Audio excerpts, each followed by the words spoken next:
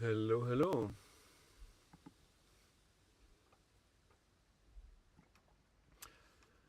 All right. I don't know if anyone is here. Um, let's see. Yes, this is a little stream. Um, I put an invite here if anyone wants to join and talk. I wanted to talk a little bit about mastering engineers. As of late on the VC, I hear quite a lot of people um, talking about same same names all the all the time. And wait a second. What am I doing? Yes, I forgot about this. Yes. Let's see. Sorry about this. And the sound should be better now, right? Yeah. So yeah, mastering engineers. Hmm. You hear everyone talking all the time about Kevin Gray, Chris Bellamy, and others. And what does that mean? Like, they're the best ones. They're the best in the industry. From my perspective, it's something quite different. Um, it's tunnel vision.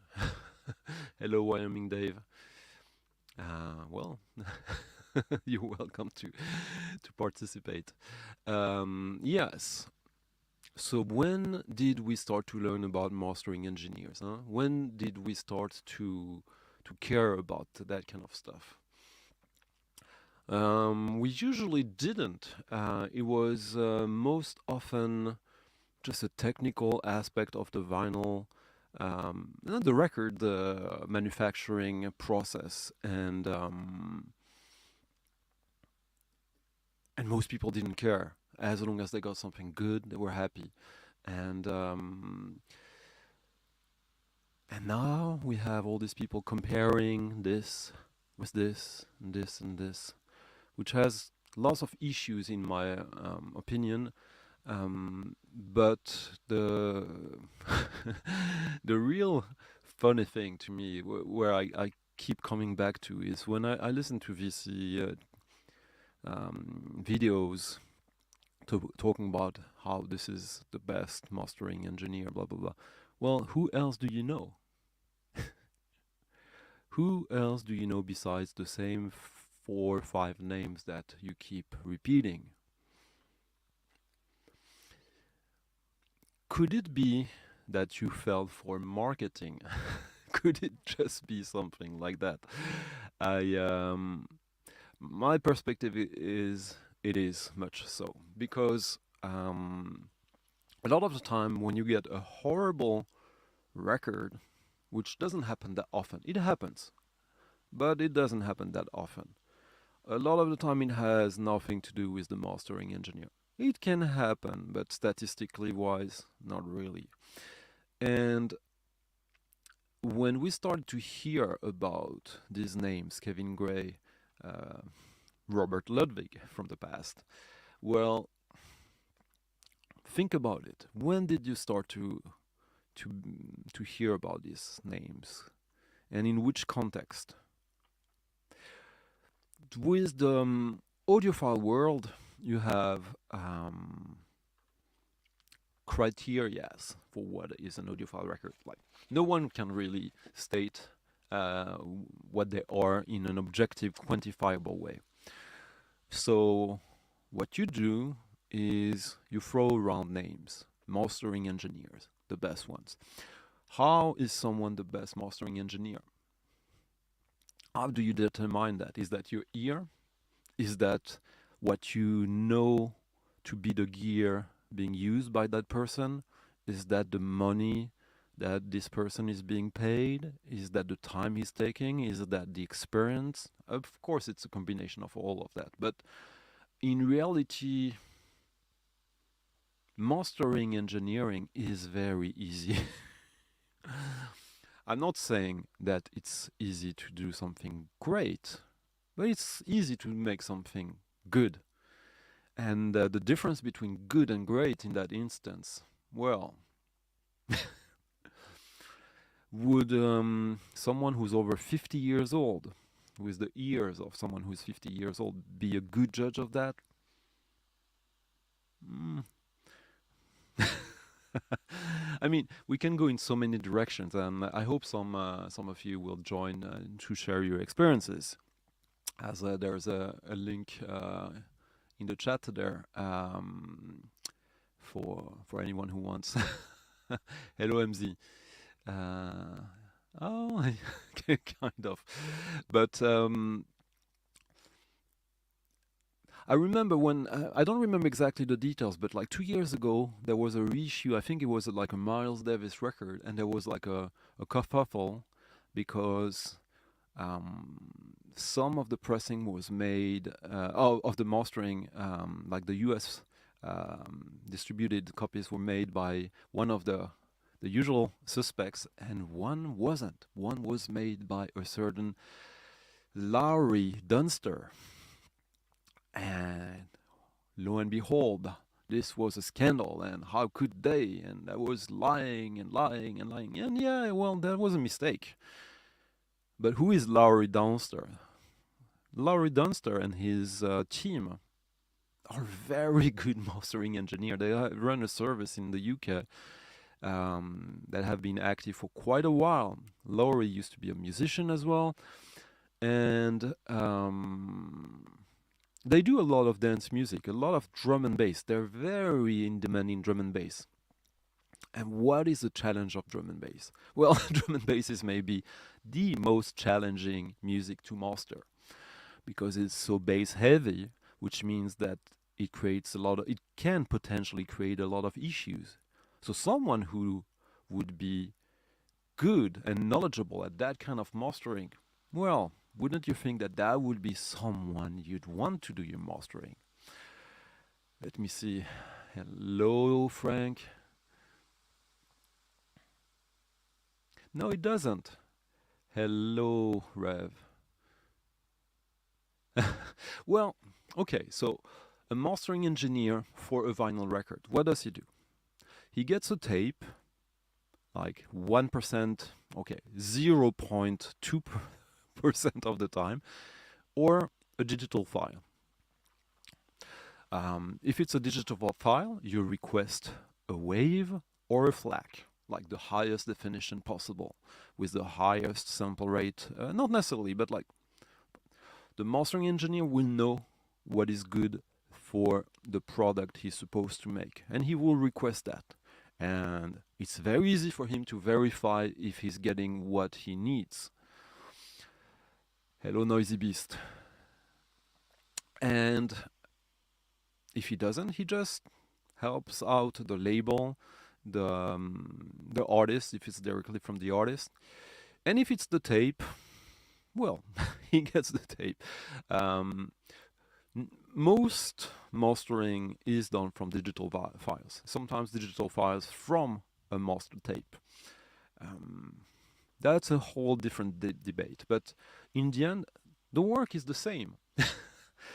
Basically, when you do your digital mastering from a tape, you still have meters that tell you about values. And while you are making sure that your values are correct, you probably make a digital copy of it if you're professional. So you can look at the curve if you really need to put time and effort into that. Usually you don't. Basically, because of the specifics of the dynamics of the mechanics of a vinyl, you basically just need to have your frequency stay between two values and not overlap, either over or under. If there's compression on your tape or on your file, that means you will have much less room to to work with the signal, because the signal will already fill in all the space. But the more space you have up and down from the frequency middle, the more you have room to play with, the more you can give the fullest possible signal, which will mean a louder signal, more frequency rich signal. And of course, that means you're dependent from the quality of the mix you're getting. And when you get to that point, well, you realize it's really not rocket science. Anyone with the right gear, a decent ear, and an understanding for this concept can do it. A lot of artists do their own mastering. Why would you want to have someone else do your own mastering if you can, if you have knowledge and experience in that? Well, it can't hurt to have distance. I have a good friend who is both a quite famous underground musician for the past 25, 30 years. And he's also doing mastering for vinyl. He recently did mastering for the latest album of Dungen, the Swedish psych rock band, krautrock. You're welcome, Rev. And when it came to master his latest album, he had he thought, I'll do it myself. I know my music better than anyone else. And well, there's a little bit of ego there. But the label, his distributor, told him, okay, well, do your mastering and we'll commission someone who you approve of to do it as well, just to compare. And the result was that he thought for some tracks, his mastering was by far better. And in 2-3 occasions, 2-3 tracks, he thought, oh, this is actually good. This is actually a little bit different. And yeah. So distance can help out. He was happy with his own mastering, but yeah, and he would have been very happy with it pressed the way he intended with his own mastering. So basically, it's only when you can compare that you can have an opinion. But that opinion is still quite subjective. And when you get people like, hello, Christophe Vibrasonic, when you get someone who, how would I put it, whose job is basically just to make sure that the signal that will be cut on the lacquer and reproduced on a stamper and then on a vinyl record through pressing will not create issues like jumping, like too much bass frequencies, or yeah, a mixing, a mastering. Like that's one of the things that a lot of people get confused with, and maybe George can join. I don't know. I told him I would talk about that today. But mixing and mastering are two very different things. Sometimes there are some people who do both, and that is rare. But a lot of time, or it's not unusual for the mastering engineer to do some work on the mix before doing the mastering, re-EQing basically a little bit, basically remixing the frequencies, not remixing the sequences of the music, like a remix, a techno remix that rearranges the song. No, you're basically just re-EQing the frequencies because you notice there's some issues or it doesn't allow you to work the way you would want to do it. And is that a remix? In my opinion, in a way it is, especially if, for example, if someone is tasked to do a remaster of an old record that was released like 20, 30, 40, 50 years ago, okay, you get access to, let's say it's the tape. And let's say the tape is in good shape. Okay, so you have the signal and you have to make sure it's in the right parameters, in the right values. And then you notice that maybe I can actually boost it a little bit. and still you have to stay within the parameters. So how could you boost it? Maybe because the original master was a bit either had some mistakes, most likely had some aesthetical choices, had some technical limitations, or well, yeah, the opinion of the mastering engineer. Well, not really, because a plant. Okay, so that's a little bit of a confusion in the sense that there's first. Okay, so first, someone makes the music. It's being mixed. Then it's being mastered. Then it's being cut. Then it's being galvanized to create a temper. Then it's being pressed. The galvanization process where you make the stampers is quite often independent.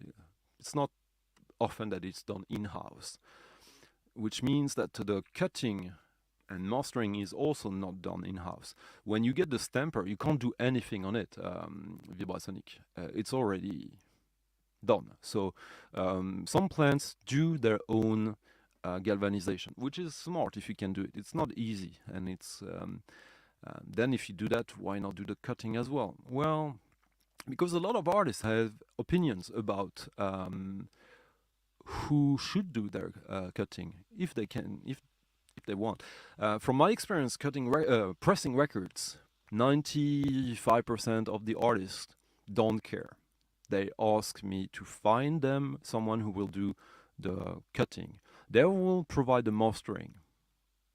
So 95% of the time, I'm telling you, the mastering is being handled by the label and the artist before any mechanical process is being implemented. Hello, Michael. Hello, George. The result can sound as if it's remixed, but technically you need to go back to the multi-track to reblend individual elements for it to be considered a remix. To be considered properly a remix, for sure. Hello, Michael. But in a way, George, wouldn't you agree that a remix, like if someone is the mix engineer during the recording session, he has an opinion.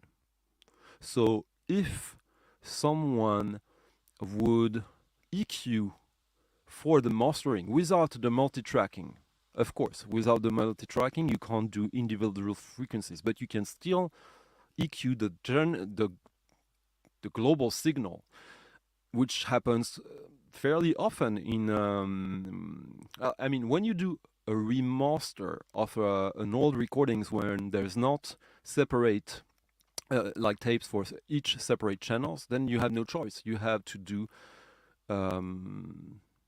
yeah, you have to re-EQ, or that's the only thing you can do. You can just make sure the signal is still within the two values that will be good for vinyl pressing, and for the needle to run into the groove. And you can, of course, you're a professional. You want to do as good as you can, so you look if there's room for improvement, and that whatever is the means you have, if you actually change the original mix that you were provided, in my book, it is adjacent to a remix. Okay, let me see. Hello, Michael. Hey, Stanti, I don't want to interrupt you. Yeah. Hello, Winston. Hello, David. Yeah, Yeah, exactly. but they still can do a lot also if they only have the original tape, right? This is still something substantial you can change, in my opinion. Yeah, and it's true what you're saying, George. Excuse me a second, I have to Mhm. let my wife in. Usual, but key word, usually doesn't take place.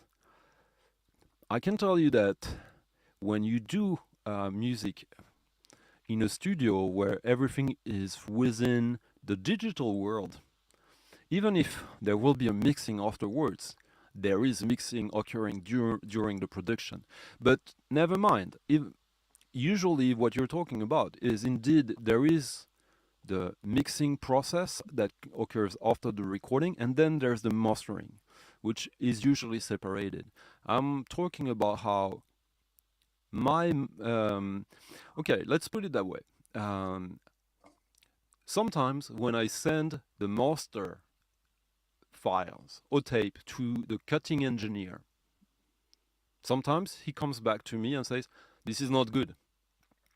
I can fix it." And that means he doesn't have access to the separate channels. He has access to a stereo file or a stereo tape, usually, or a mono tape, whatever you like. So what he does is usually through a digital process, he will re-EQ the signal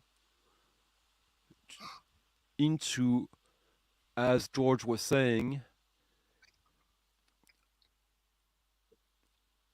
a frequency that is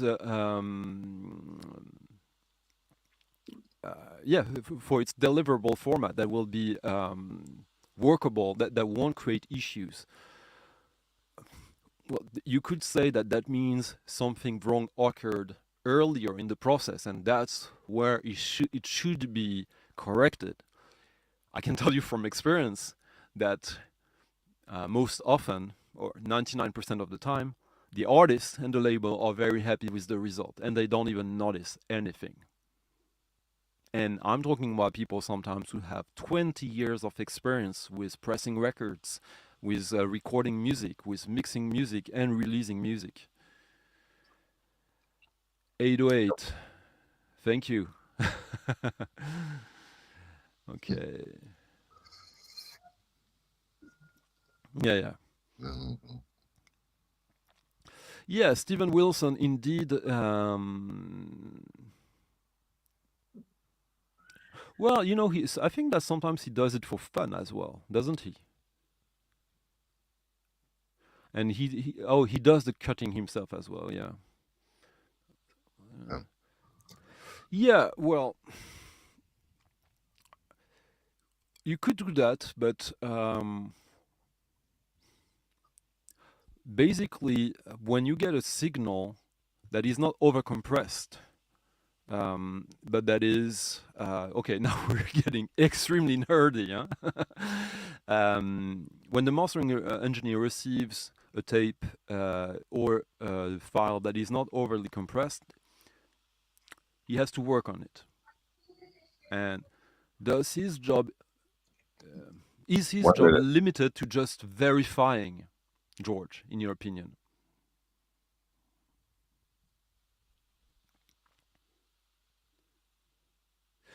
Yeah, but when you manipulate the final when there is a final mix and you manipulate it, you can do it in ways that would be akin to a remix, a very light one. But yeah, let's agree to that. It's semantics.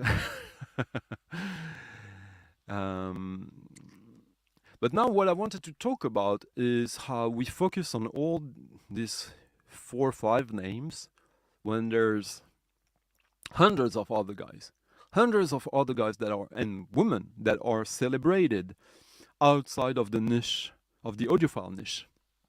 And for that, if you care to join, George, that would be quite good. Because when I look at it, well, I have a lot of records, modern records, and I have a lot of records that have amazing sounding results, and some that are just average. So you hear, and my friend here, Michael, has been guilty of that quite often, a few times, of saying, "Oh, this is an audiophile pressing. This is not." Well, it's again always according to you, but you have to compare it with something. And there's a thing that I hope you guys will agree with, which is that there is baggage. When you've been fed the idea that these are the names that do audiophile, when you're being fed that idea for years, you start to believe it.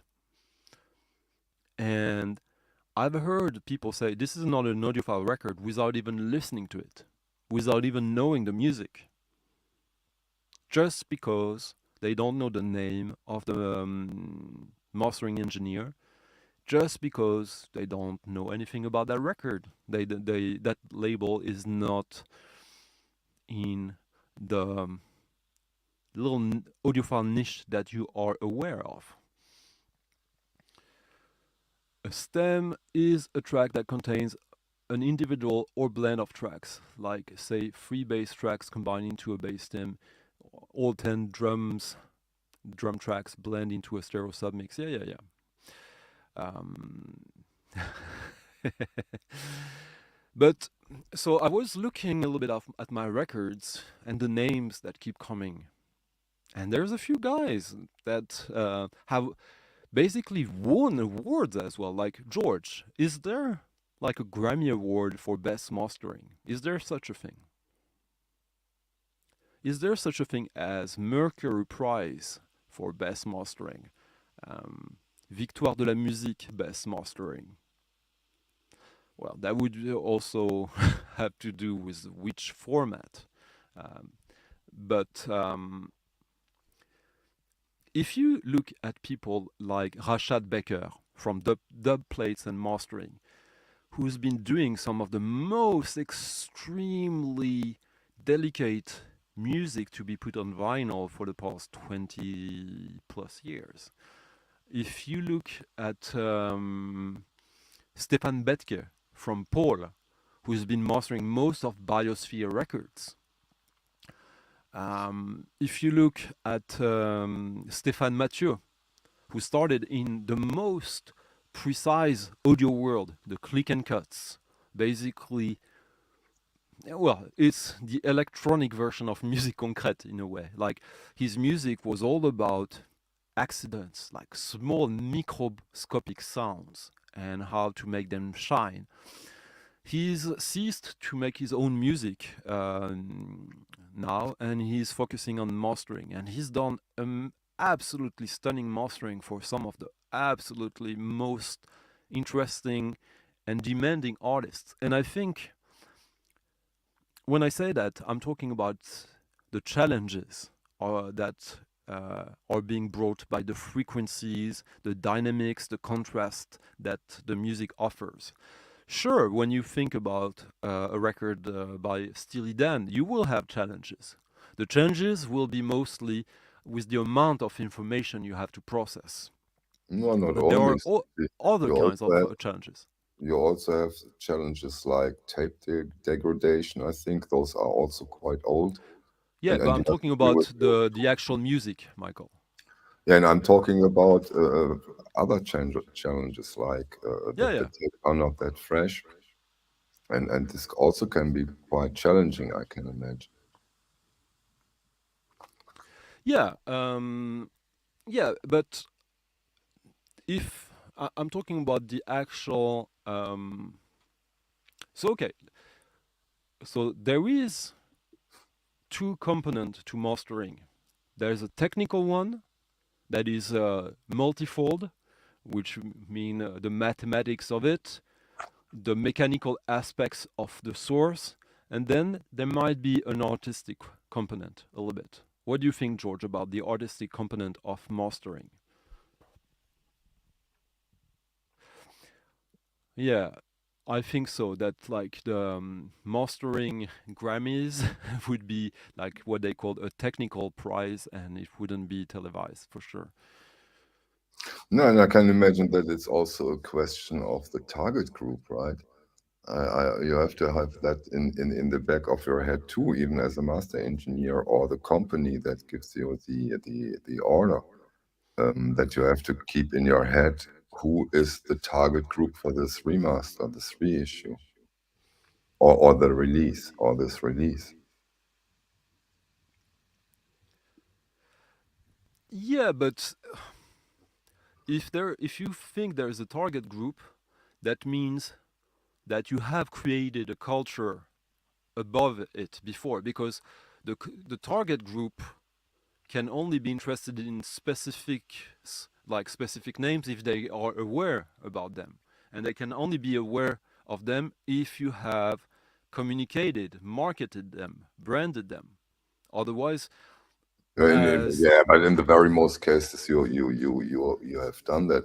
You just mentioned Rashad Becker.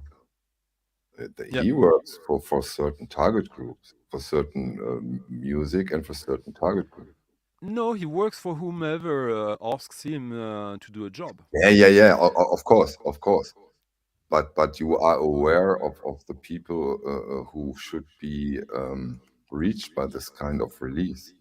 Well, okay, let's Stéphane Mathieu. Stéphane Mathieu does pop music, classical music, Hmm.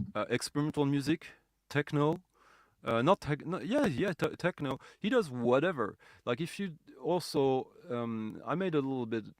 I opened a few tabs of a few um, mastering engineers. Okay, so Helge Steen from Norway, more commonly known as Def Prod. I'm sure you know who that is, Michael. Yeah. Um, Boomcat he put out some amazing releases from. He's quite connected to Biosphere somehow, right? he did some collaborations with Biosphere, Uh, but he's done almost every single Motor Psycho records. He's done punk. He's done uh, all kinds of stuff, and jazz. He did quite a lot of jazz.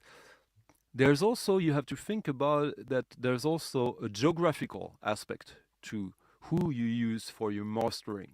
Usually, you use someone you know. mhm. Sometimes, if you don't, if you think you can find someone elsewhere that would be valuable for you, in what sense would it be valuable? If you if you buy if you buy a mastering by Kevin Gray, you pay more than if you pay Hellier, Death Prod. You pay more than if you pay Andreas Tillander. Um, Are you sure? yeah, yeah, Mhm. I'm sure, because How uh, much do you how much do you think that you have to pay Kevin Gray? I think that I don't know, but George will. Okay, So if you George, don't what's know, his you name? cannot be sure that it's. No, but But I think yeah, someone discussed that, and I think he's taking something like $2,000 for mastering a record. I think a little more, but Yeah, maybe more, maybe more.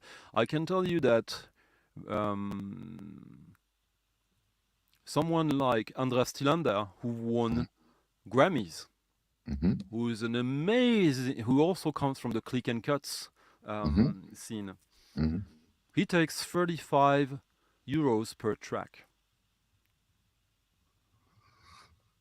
might that have something to do with the area they are working in? No, Might it that has has to do with you think name recognition. you think when he would do in Blue Note, he would also take 35 euros for a track? That has to do with name recognition, Mm, which is okay. again why, um, if Kevin Gray's name is a marketing tool to sell your records for a higher price, to sell your records to more people, because of his name recognition. So Hmm. basically, he's marketing his name, which makes it totally valid to ask for more money. Because basically, if you ask for Kevin Gray, besides You the for sure have quality, a point there, but don't you think that they also, due to the area they are in, have to have different components in their mastering chain, Bernie which might Grundman. be, wait, let me Mm, finish mm. one, which might be just more expensive, more investment. Maybe that's the case too. I mean, Kevin Gray, for example, he has an all analog mastering chain now. Well, so does Calix Studio in Berlin. Okay, I don't Calix know that. Studio have done tons of records, most of it in the techno Mm, world, but mm, wherever. Bernie Grundman mastered the very first 12-inch of Egyptian Lover. in I guess it was in 83 or 84. Was he known as a mastering engineer for electro back then? Probably But, not, because electro barely existed back then. but at So least he's done it, right? no, but just think about it. Um, if you would think that Bernie Grunman or Kevin Gray is quantitatively better than others, then anyone would want to go there, right? This, regardless of the kind of music you're doing. No, and this is where I so far don't agree. Not regardless the kind of music you are doing. I can If imagine he's that the there are best, people, yeah, maybe the best for a certain kind of genres or a certain but when we go time back, period or a certain time period of tapes. Maybe, if it's about the restoration of old tapes, that's a thing. But hey if we're George, talking about the Hello. absolutes, hello George, welcome. Hello. If we're talking about the absolute of the original work of a sound engineer who's doing mastering, Hello, everybody in the chat. that, like, do you agree, George, that the purest form of mastering would not involve dealing with tape degradation? Well, that becomes, that's the other thing is that the tape degradation becomes a form of restoration. And we have these clear. Here's the thing: in the recording industry, we have distinct definitions and terms that allow one facility to speak to another, to allow multiple people involved in a project to know what the directive is or what their portion of the project is to play out. This is not a put down in any way, shape, or form, but as um, the recording industry opened itself up to the average person who has no experience in a professional situation, but like say you get a laptop, you go down to the local store, you buy your Pro Tools, and you set up in your house, and you make 1,000 records, and one of them takes off, and then everybody goes, "How did you do it?" Now this person's an authority, and they're speaking on behalf of the recording industry. And I'm not trying to say that it's a gatekeeping thing. I'm just trying to say, hey, there's room for everybody. But Yeah. what doesn't occur with that person is they don't take the time to sort of learn the tools of the trade and the terms used in the craft. There's not a kind of a say a basic training, and we all know that it helps. It's like Picasso learned how to draw a person straight before putting the nose on the side of the face, so to speak. There's room for experimentation. There's room for all this, found techniques and sounds, but it should start with a good fundamental knowledge of just what the science of it is, what the thought process is behind it, what the terms are. Mm. So that way, it's kind of like the person that learns how to play music, and they say, "Well, I don't want to learn theory because it might ruin my sort of natural," but it doesn't. It allows you just to speak the language to others when you're trying to explain to them what you're trying to do. And it's like you just said, in a pure form, what a mastering engineer simply does is they take your master, tape, file, whatever. I always say tape, but I mean file. They take that and they simply put it into a format that can be replicated or duplicated for mass consumption and distribution. I mean, that's the purest form of mastering. Stunty comes to me. He's got his 3-song EP. He gives me the files. I put them into the right order, or he even gives them to me in order, Mm. and I simply put them into the format that is going to be used to deliver them to his fans or potential listeners or buyers. That's the purest form. Yeah, I shouldn't have to deal with, oh, your file format's horrible, or you shouldn't send me MP3s, or go back to the. So again, sorry, I didn't No, want to take this over like that. when you get sent the tape or Yeah. the file, that's my work as the pressing plant who handles the global project. Because it's quite funny if you think about the trajectory, the back and forth. Like someone does the music here. You want it to be pressed, so you send it to the pressing plant. The pressing plant sends it back to the cutting engineer, who sends to the galvanization, who sends to the plant. So it's not a linear Right. chain. It's Usually, electroplating in America. For those of you yeah, that yeah. are wondering what he's meaning by galvanizing, it's electroplating. And thank you, George. And when when me, the artist or the label, have had my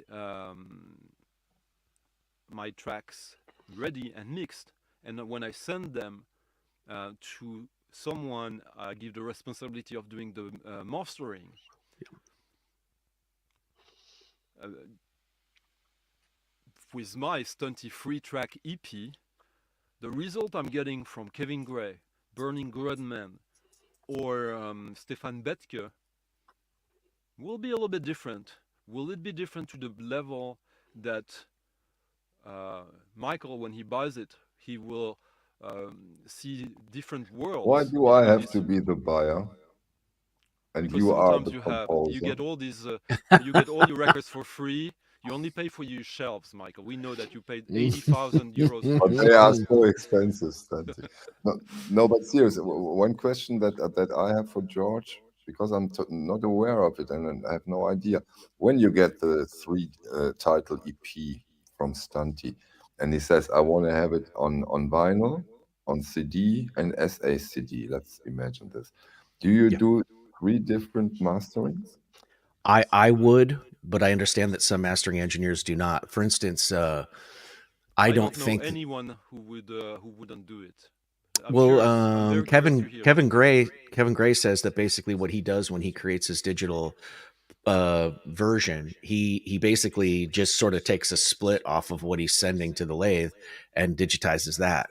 So whatever choices he made, but then again, he's got the ability to do such a thing, and he's catering to a different audience when he's doing his own, when he's making his own choices, right?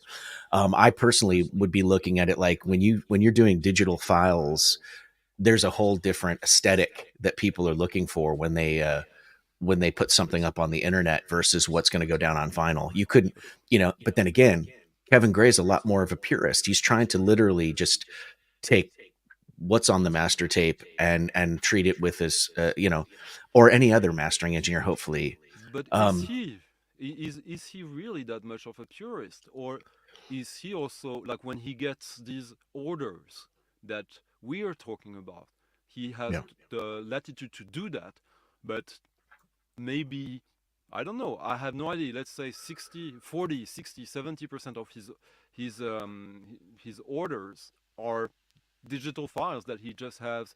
Oh, okay, this will be released digitally and on vinyl. Then what does he do? Okay, well, that's the other thing. I can't speak for Kevin Gray, but he did say that usually what you hear on the record is what he makes is the digital file. It's just the difference of the signals coming through, and a feed gets fed to the lathe, and that same exact thing that he's feeding to the lathe gets put into a digital file. No, that being What? said, Yeah.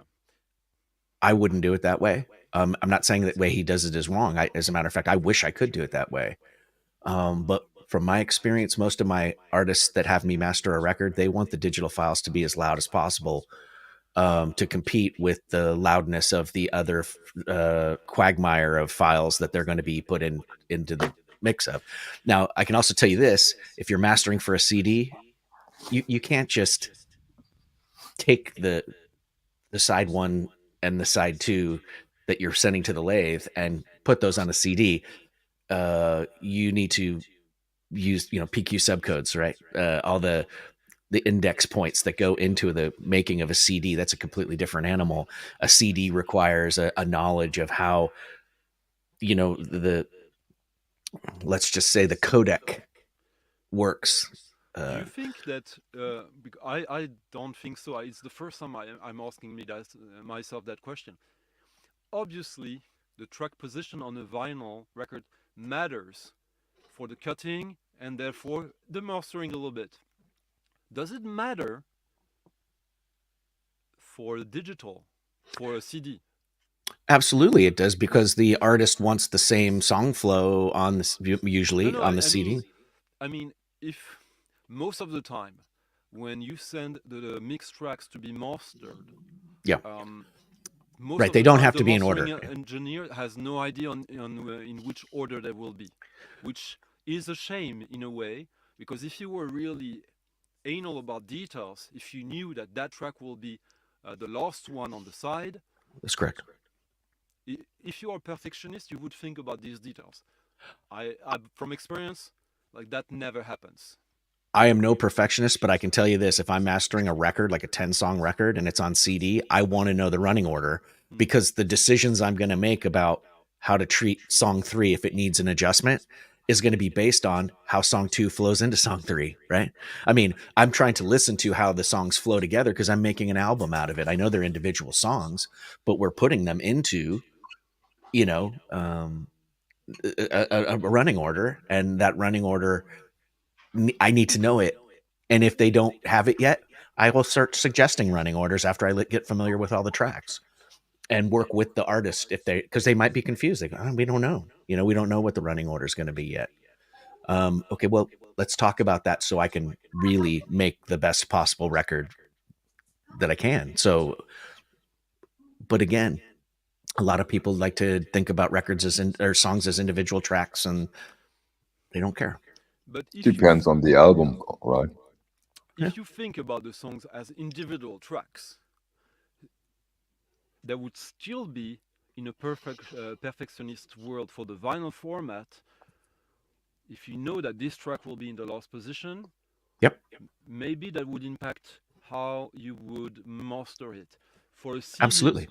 would it have, like, because it's all digital, so is there when it nears the Yeah, the like CD's it's not subject to the physical yeah. limitations of a vinyl record. What I think what you're saying, and just to clarify it in my mind and to the people in the audience here, when you are in the inside of an LP, meaning you're playing like the last song on the side, you have a completely different consideration about how physically the tone arm and the record are going to interface versus when you're on the outside of the record. And therefore, when you build a vinyl LP, you hopefully take that into consideration when you're laying out the side. You On a do this? CD, Oh, that's amazing. I totally oh, wasn't absolutely. aware of this. Oh, wow. Mhm. You have a completely different response. You have centrifugal force at play. You Hmm. have the record is essentially rotating faster Hmm. compared, to where it is on the outside to the stylus, right? Hmm. Um, the corner sharper, right? Hmm. That throw of the, so it doesn't mean though that you can't get a good cut if you want to kind of try a couple different ways. But I consider it every time I'm making a master that's going to be cut. But what do you do, in fact? You know, this is the last song, and we are at this place of the vinyl. What do you actually do? Well, usually extreme amplitude and extreme amounts of low frequency information are an enemy on the inside grooves of a record. Hmm. Everybody talks about intergroove distortion. Hmm. If you look at the format in the 70s, everybody used to put the ballads, on the last Okay, song on the side, okay, and then you'd flip it over and a big rocker would come up. okay. You know, Basically, but there's other ways to hide the intergroove distortion by putting the most nasty, gross, noisy song you have on the inside groove, and it just helps you out. You know, but if um, you, I think that if you think in the terms in the ideal terms that you were talking about, George, if you have okay one side with, let's say, four tracks, and they're kind of of the same level.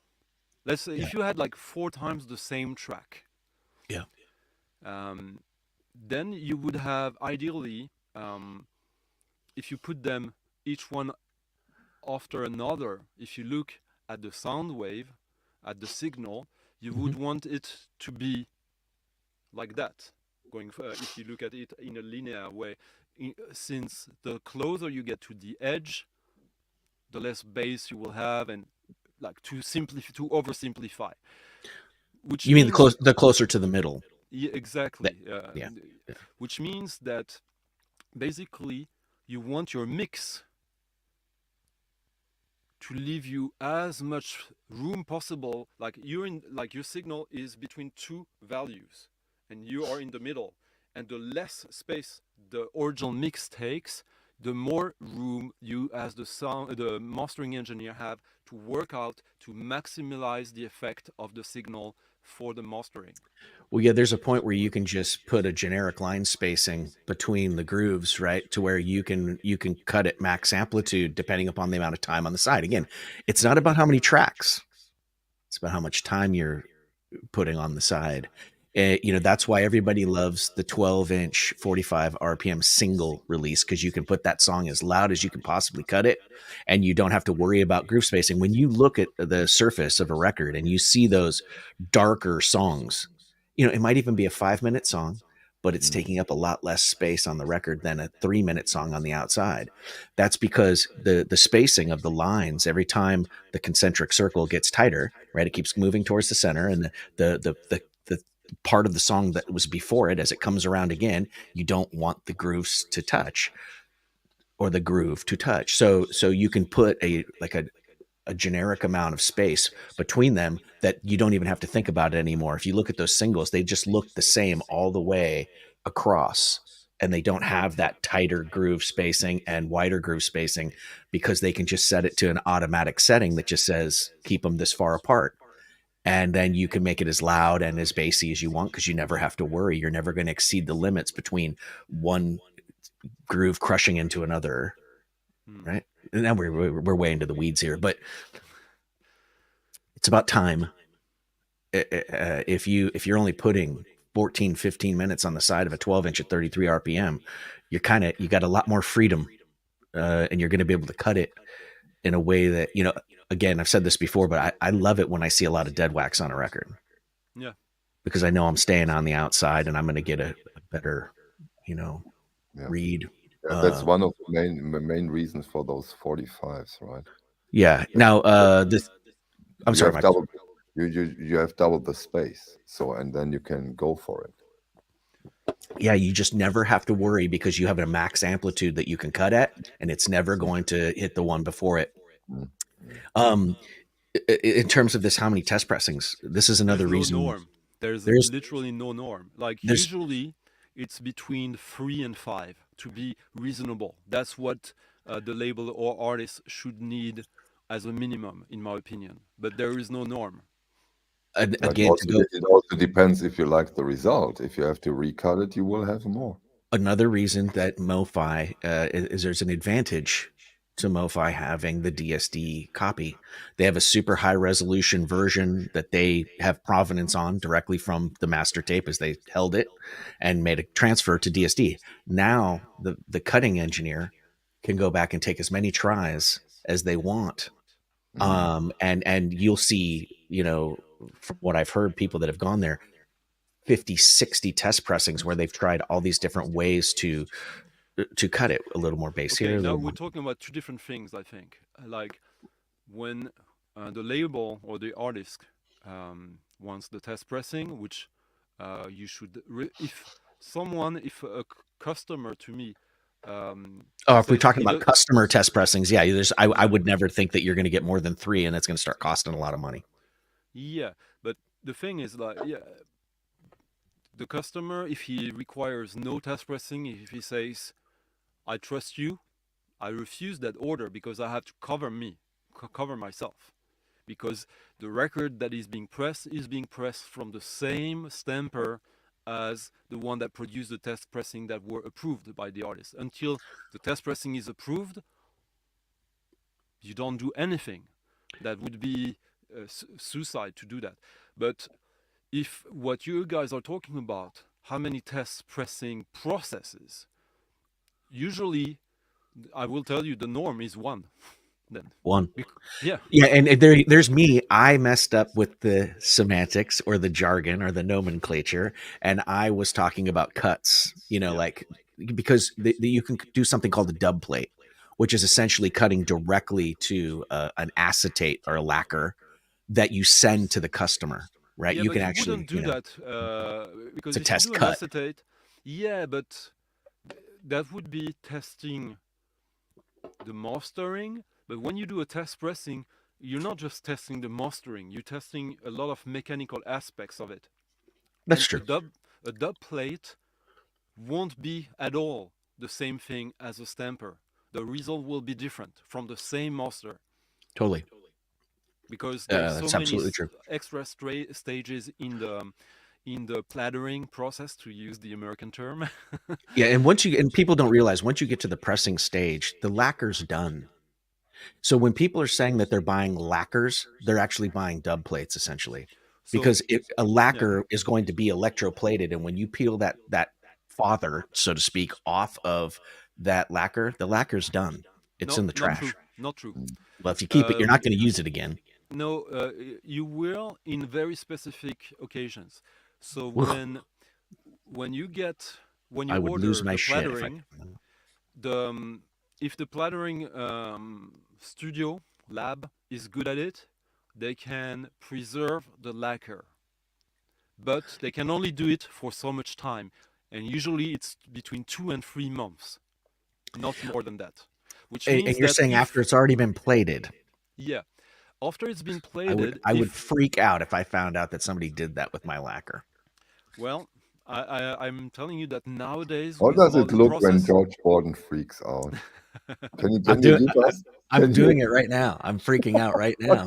So still very no, calm. but because what happens is usually okay. Most pressings are between 300 and 500 copies nowadays, which means that most orders will be a two-step process, which gives you okay. Let's put out a hypothetical scenario. Me, the pressing plant, I receive the stampers to do the test pressings, and shit happens. I scratch it. What do I do? Ooh, thankfully we did a two-step process, so I can ask them to redo one out of the model they did.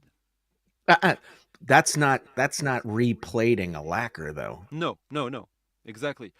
But sometimes super cheap customers will only want one step, which is actually two-step. Like what we call two-step is actually three-step, and what we call three-step is four-step. But that's semantics.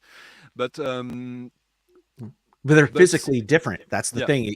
They are physically different. One is an innie and one is an outie, Mhm. right? One's a negative, right?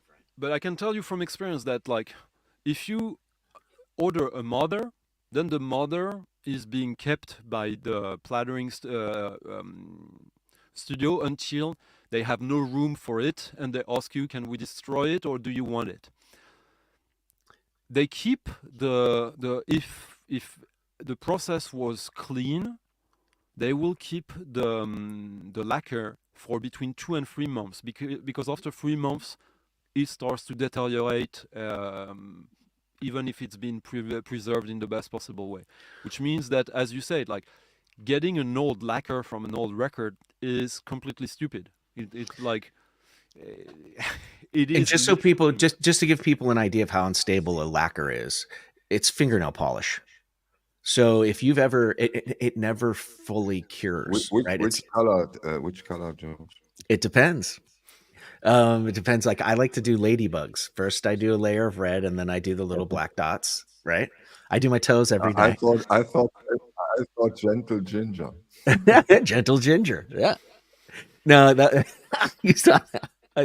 Nobody laughed at that. I thought that was funny. it So, was. It so was so true. if after you paint your fingernails, even 2 days, 3 days later, if you take your opposing hand and you press down on the fingernail polish, it will put a dent in there. And then you come back a couple hours later and that dent has leveled itself out. What the lacquer wants to do is, like, for me, uh, I would prefer that the plating occur within 3 to 4 days after the lacquer has been cut, Mhm. because it wants to flatten back out. It wants to Yeah. blend back out. And you can see this if you've ever painted anything with nitrocellulose lacquer. The Mhm. layers that you lay on become one. They meld into each other because it's a very malleable substance, unlike Mhm. other types of paint that literally harden and make layers of paint. Nitrocellulose lacquer actually it blends together for years. So but the process, yes, you lacquer. Now here's the reason why. If you think about this, what they do with a lacquer is they wash it down, make sure it's nice and clean, and then they put it into a bath, right? After they've sprayed the surface of it They put with it, silver, let's, the way we in the business describe it, they put it in a washing machine, in a mhm, turbine that just like, how do you say, froze like, yeah, metal particles on it that will create a negative of a negative. well, they so yeah, Spray, but spray, exactly. That's the the word. common way to do it is they spray silver on there, Mm. right? And the silver adheres. It's still grooves. You can still see the grooves. Then what they do is they dip that into an electrified bath of nickel.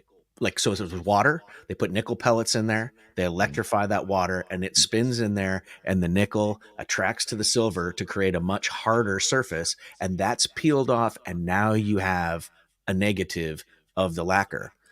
In my book, at that point, the lacquer's done. Yeah, you're gonna, now that's the father. Mm. And a one step would be use that as the presser. So now you're going to actually use that part to press records. But if you're trying to do a lot, you're going to make another negative of that, which is actually Yeah, going to yeah. be a playable mother. And from the mother, you can make a bunch of mothers off that father. And then you can make a bunch of stampers from all of those mothers. And that's when you get into the millions. I have to take this call. Yeah, yeah. Sorry. All right. But again, like, I've seen it. I've when I visited. Okay, so I don't know how it is in the US, but I assume it's probably the same. There's about the same amount of pressing plants in Europe that there is in the US. Probably a little more in Europe nowadays. In Europe, there are, like, I would say around 5 or 6 pressing plants that have their own plattering lab. Yeah. The rest use the same 7 Well, independent labs that provide that service for everyone else. yeah. And now we're not talking about DMM. DMM changes that whole equation, of course, direct metal mastering, which means that because most pressing plants there are more pressing plants than there are labs. That's where the cues are coming from, partially, not exclusively, but partially from that. Which also means that what George was talking about, the fact that you would want to do your plattering the soonest possible when after the lacquer has been cut, it's a gray area nowadays. Sure. That's you can't really control that anymore. Usually, the people who run these labs, they're professionals. They know all about that, so that's part of their rotating schedule. The thing is that when you did your mother, then you're good. You have time. Usually, that's what they do, which is maybe counterintuitive, but they will do the mother as soon as possible and do Well, the father. the father, yeah, Yeah. and do the others whenever is the time frame that has been agreed with the customer in exe the pressing Yeah. plant. In an ideal situation, if I'm going to have a record cut, I obviously don't have a lathe in my living room. So if I'm going to have somebody cut a record for me, I prepare what is essentially a continuous file that is side one and a continuous file that is side two, whether it be digital, if it's a digital file, or if it's a reel of tape for side one or a reel of tape for side two. I coordinate way in advance with the cutting engineer, and they coordinate with their local plater, right? And plattering or plating, potato, Which is, potato. yeah, that's when you have to be smart Yeah. as basically when I press records for a label, I'm basically a project producer. I have to Right. make sure that all the ingredients will be made well and Yeah. come in time, on schedule for the natural global production. Which so you have to Yeah. think about the labels, the sleeves, the printed jackets, and Right, all but that. in terms of preservation, if you just have that first initial thing Yeah, from cutting to plating solved, then you have time to then look at where absolutely. the labels are coming from, the covers are coming from, Well, inserts, because you're nowadays going it's to not like that deliver. because Well, the time frame for the labels is for the jackets is almost as long, if not longer, than the plattering actually. no, what I mean is that if it takes if something gets messed up in the printing process, Yeah, yeah, yeah. or you don't approve the covers, you're not going to be worried about your lacquer dissolving No, no, no, no. or reverting because you've already got the metal part done. That's what Yeah, I mean by that. but You're when safe you're a there. good project producer, Yeah. like in the frame I described, you want to be smart, and being smart, if you don't have your own lab to do that, well, you make sure that the cutting engineer is in the same Yeah. country as the plattering lab, and Yeah. that they have already a work relationship, so that there is already a flow going on between Right. these two separate specialists. Right. And believe it or not, but in my experience, I've seen it so many times that this is not the case. And Marius, I would say that I prefer as a mastering engineer to go by the project. I like to look at the entire project, let the artist or whoever's coming to me, the label, know what they're in for the entire thing, and it's going to include, retouches, going back and forth a little bit and saying, okay, what do you think about this? What do you think about that? A lot of people now are mastering by the song.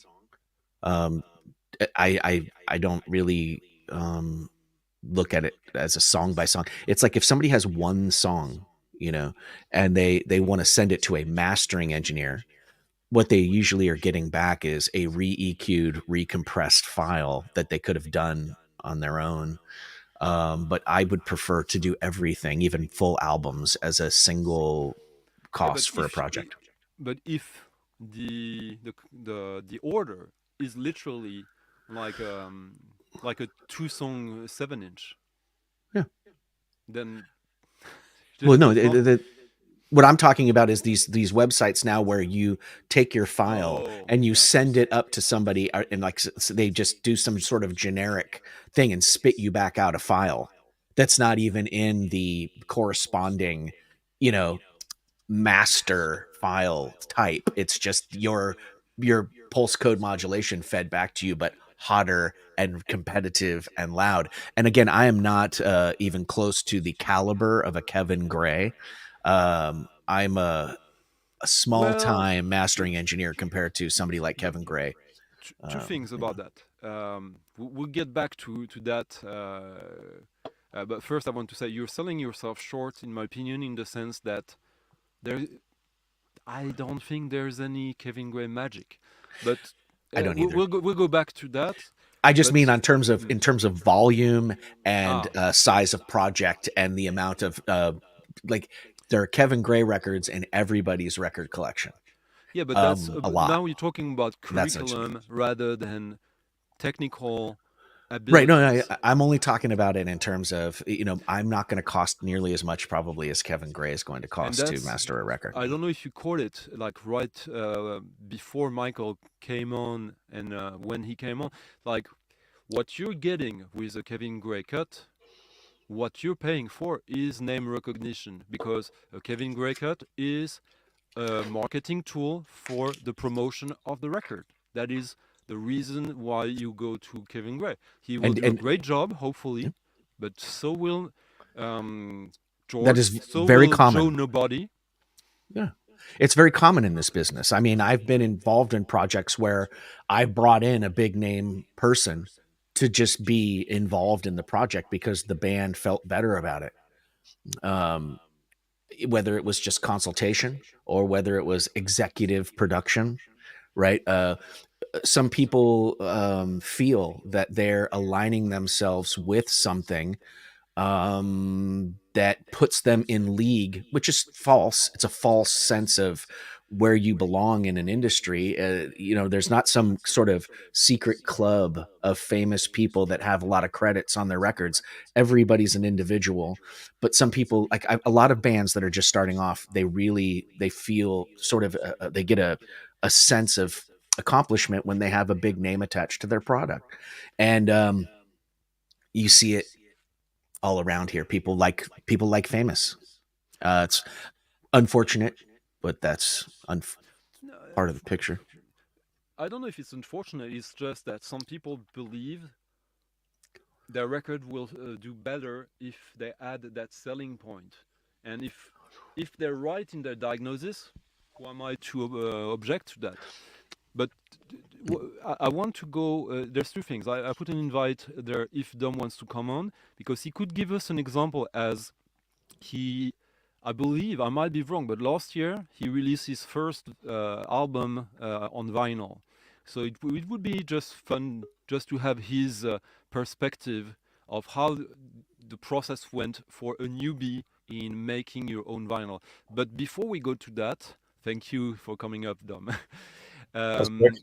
Is what you just talked about is something that is very seldom talked about, George. These paying or free apps that will do your master. Basically, you just send the file in and it processes it. Mhm. In my experience, some of these are amazing. No. You can get good results from them. That's absolutely true, and it depends on what your results are or what you want your results to be. Yeah. Because basically, I know quite a few renowned mastering engineer. They have, you look on their website, they have a very nice picture of their studio. They have all the right gear. And then the work, they basically have created their own custom plug in, I would say. Yep. They enter the file, they press process, it Yep. processes, and that's what they send to the customer. And the customer is super happy.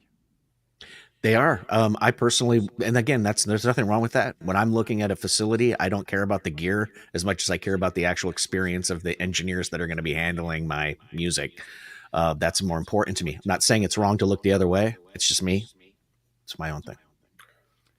Who are you talking about, Marius, as curated over the years? Since if he's doing 300 jobs a year, there's no curation there apart from his counter. Account guy. Well, no, I think what he's trying to point out is that Kevin Gray has spent a lot of years building a system okay, yeah. that Yeah. that most of us would love to have.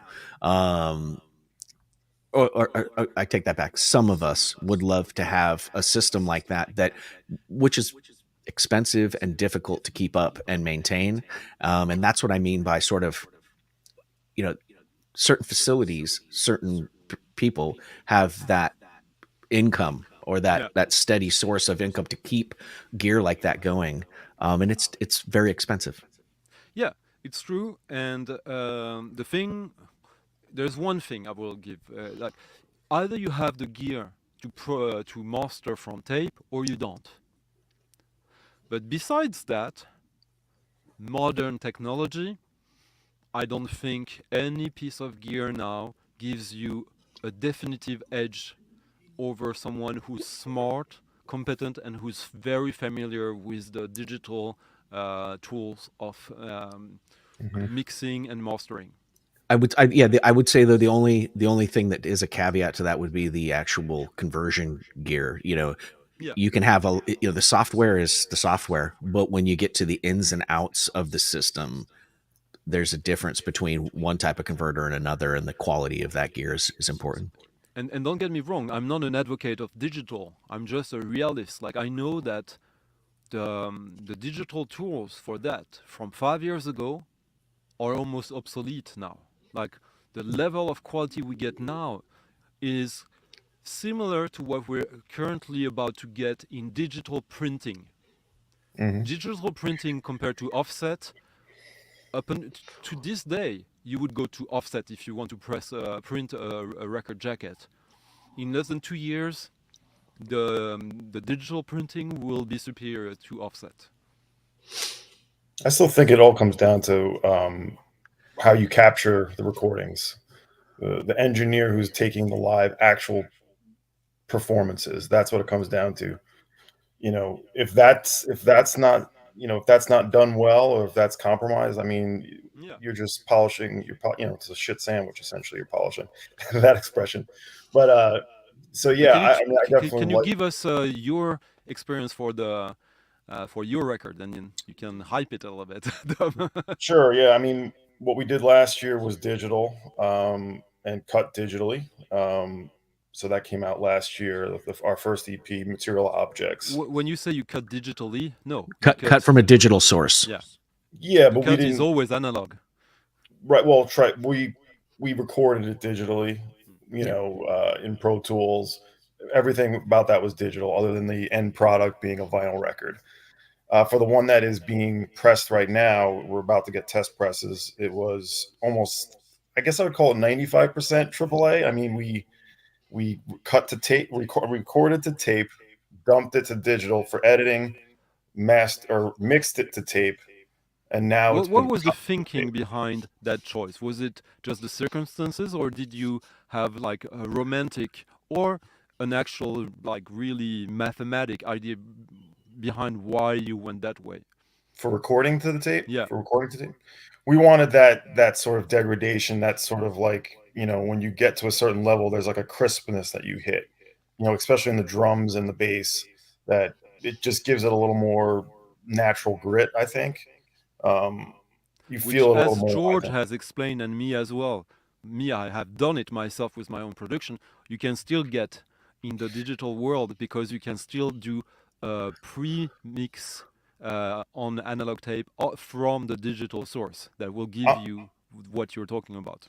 I'm under no pretensions that someone could play me an A and B and something and totally fool me. Like, I totally agree with that. It is a romantic aspect for sure. But the idea of doing all that and then getting the mix and doing it live to a tape, and then sending it to get mastered by Paul Gold in Brooklyn, who did a fantastic job on it. He's the guy that cut my record, my last record too. Yeah, he's a Oh, good guy. awesome! That's great, Who? George. Yeah, he's Who? super cool and super professional to deal with, It's and like a place over in New Jersey called Salt Mastering. A guy called And Paul what's Gold. the name of the guy? it's in Brooklyn Paul Gold. actually. Is it Brooklyn. Brooklyn? Yeah. Yeah. Paul Gold. Paul Gold. Okay. He Fremer just did like a little feature on him because he just had built a new sort of like totally discrete all analog console with an A/B switcher, like two identical sets of gear, so you can do it the old fashioned way. And I almost I took a have a round fun trip. question.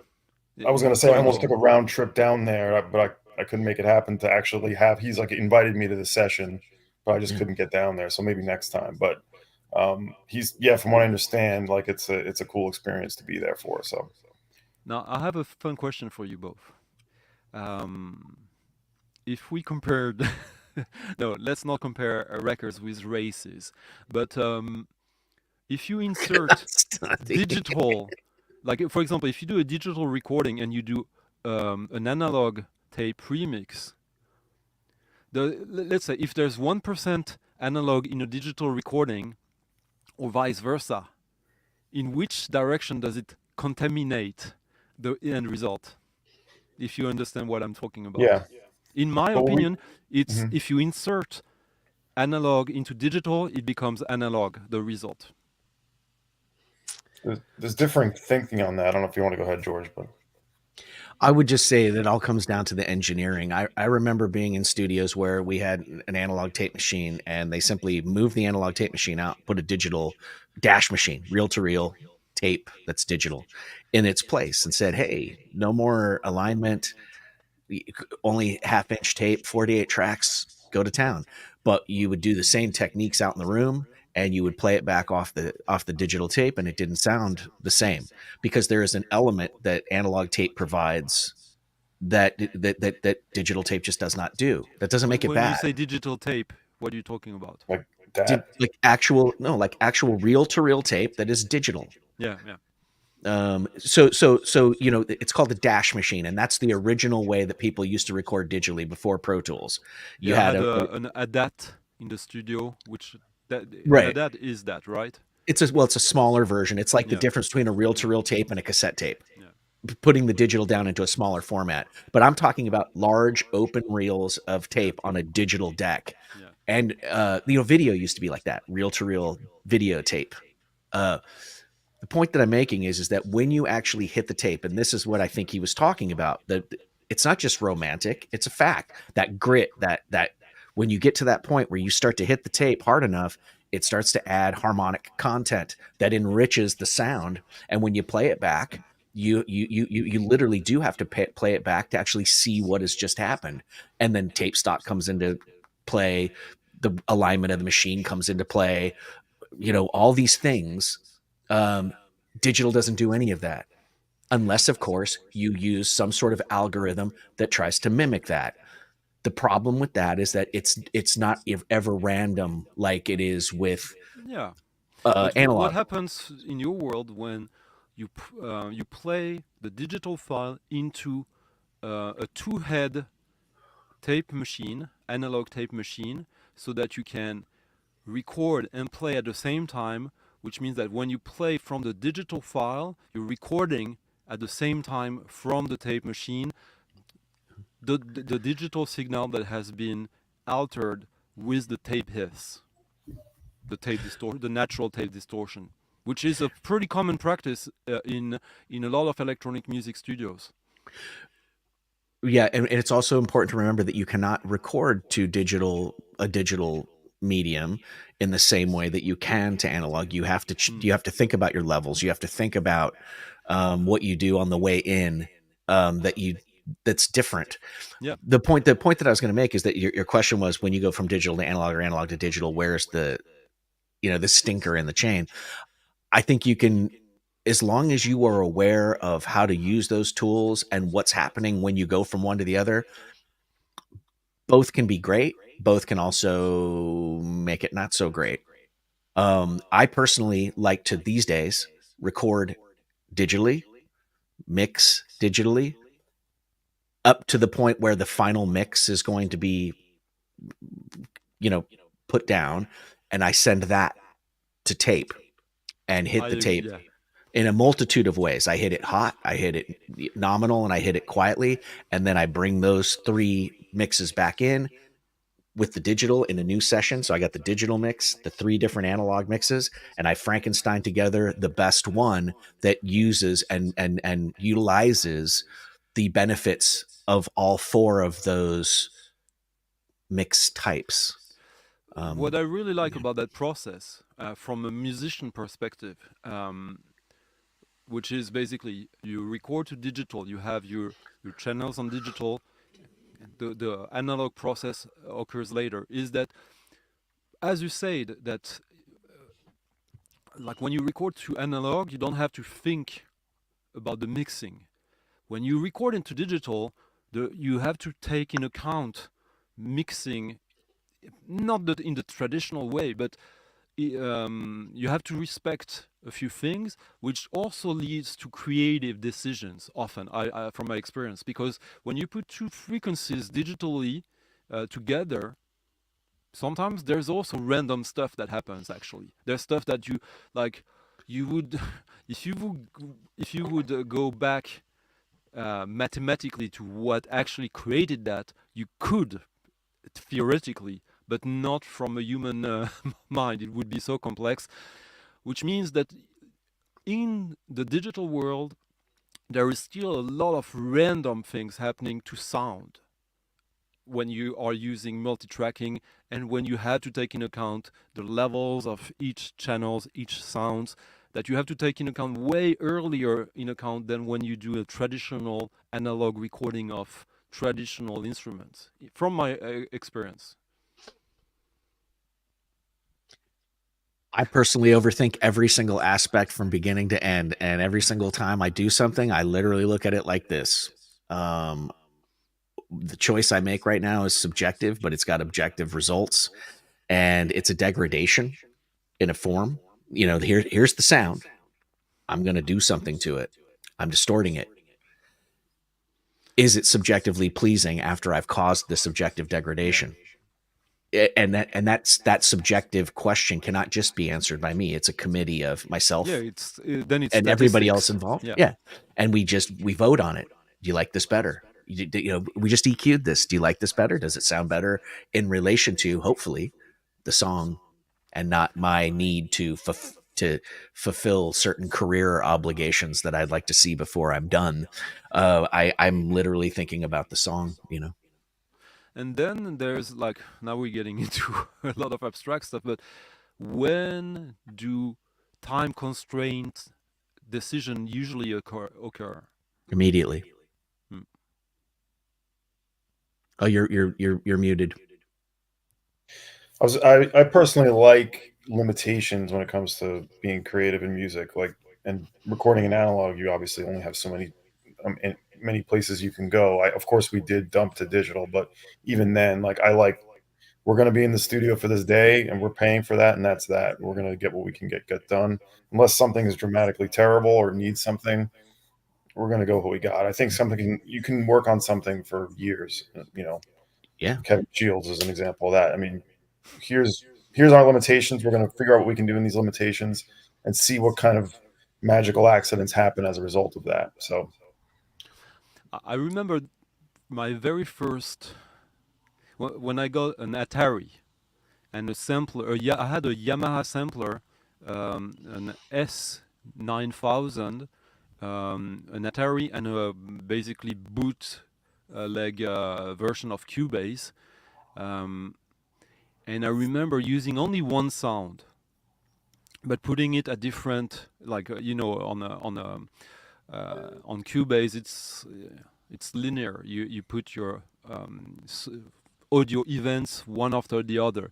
Usually the separation, each measure is 192 possible occurrences, and in the end you can actually only use one out of two, which basically means you have for one measure you have only 96 choices, which you can demultiply by playing with the tempo. If you decided to record at a certain speed, you can demultiply that way. There's lots of tricks. Now it's very nerdy, sorry. But already at that stage, you can create sonic events in a semi-digital world, because like there is still hardware in a sampler, and that will create acoustic phenomenons that are really rich, really original, that would not necessarily exist in nature, which means that then you can't compare it with, you can't say it's warmer or colder than this analog sound, since this is not from the this does not exist in the analog world. It's not an imitation. I think a lot of the issues that a lot of people have with the digital world is that throughout the 80s, essentially, because during the 60s and 70s, electronic music was not digital.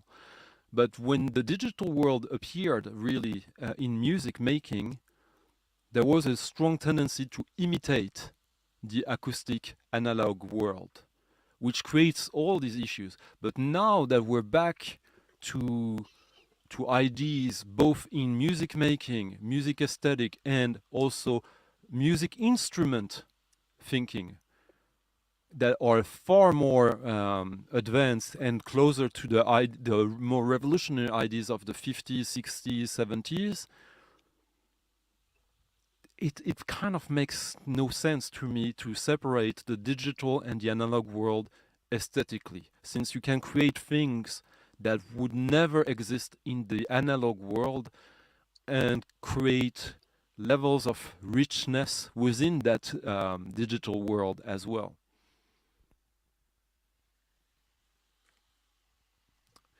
Am I being too philosophical? It's very, very heavy stuff there, Stutzy. I mean, I don't even know where to start with that one, but I understand what you're saying. I don't want to change the subject, but I want to, before we go back to the other one, before Let's we go to talk the next about the thing. Beatles. Yes. Yeah, I just want to say this: as an artist, I consider the product or the record or the art to be done when I say it's done. That's the success. It's existing now. It was an idea, and here it is. It's tangible. then it's done. And it's a success to me because I say, I'm done. I don't think about it after it's out. I don't think about sales. I don't think about popularity. I don't think about who likes it and who doesn't like it. I'm on to the next one already. And the success is just the creation of it. The process of making it is the reward, not anything that happens after. And I just wanted to point that out before we To go back with what you just said and what we were saying to the mastering process, if we were to quantify one's work compared to another person's work during mastering, it wouldn't, if both abide by the same basic acoustic rules, wouldn't the difference just be about the amount of processes being undertaken before you say my job is done? Okay. And I'll say this and I'll be out, and then I'll let everybody else talk. Every single project that you work on is going to be affected by time, money, gear, talent, right? And any combination therein. So it's impossible to not take into consideration the project itself and the parameters. The engineer simply has a method and a way. So, but that's affected by one of those four things as well. Always time, money, gear, talent, and any combination of them. So, I as an engineer, I can only react to what I'm given and take my best. There's a subjective part to it every time. And that is important to not rule out. Kevin Gray is talented as a mastering engineer because of time and experience and all of the expertise that he has gathered, and as well as many other mastering engineers. Exactly, but what you just said, I think that's kind of maybe the crux of thing that we use. Now we're a bit limited by language because talent and talented often imply, at least to me, some things that, for example, creativity. Creativity in many contexts would be incorporated in talent. I don't think that creativity really enters like a pure mastering job.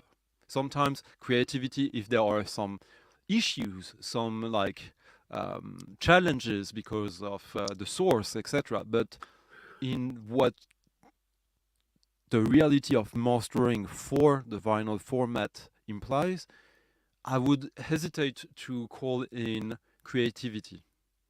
Well, what I'm saying by talent is I don't just mean like whether somebody is talented or not. I mean the talent, the actual artist, the person who actually put together the record that you are now mastering.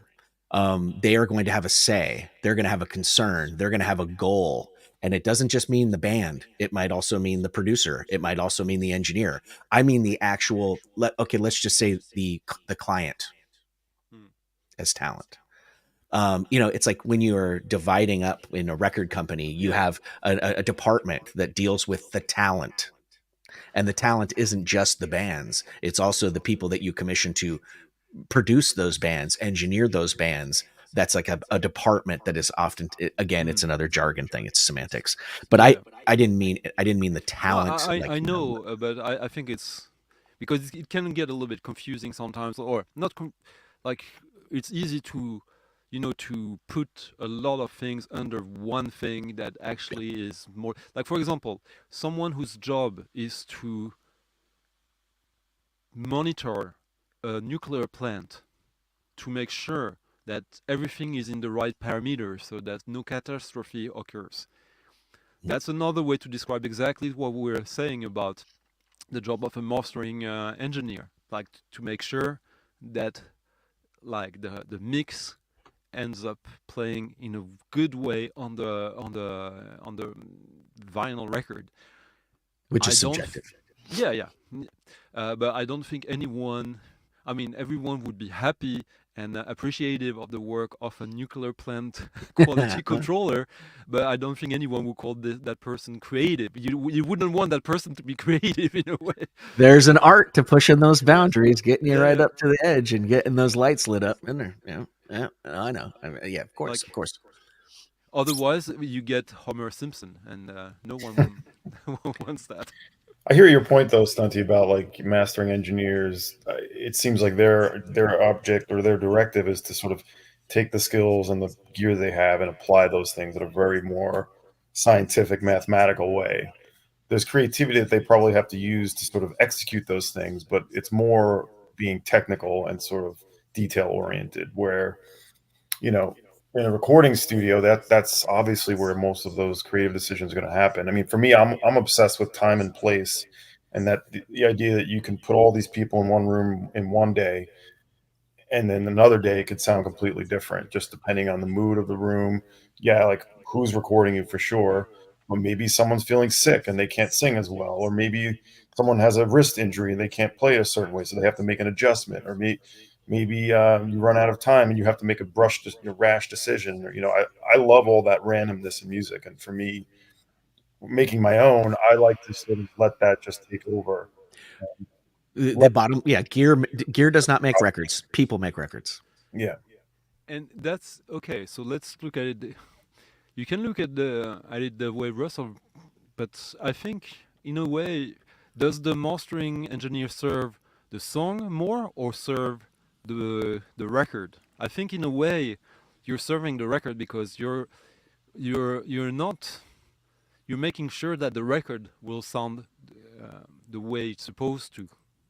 Hopefully, I know it's a little bit hair splitting in a way, but because I guess that is my point, and I'm not saying I'm right about it, but when I started to this stream today and talking about like the mastering engineer, it's basically because of the romanticizing of the mastering engineer, and also the fact that there's a reason why we hear so many people always talk about the same 4 or 5 names, which are the names that they know, because they don't know any other name, because no one has marketed any other name, because these people are in a niche where these are the names that are being marketed. If you were into avant-garde, techno, etc., you would know of Stefan Betke, you would know of Rashad Becker, and a whole bunch of others like that, of Stéphane Mathieu.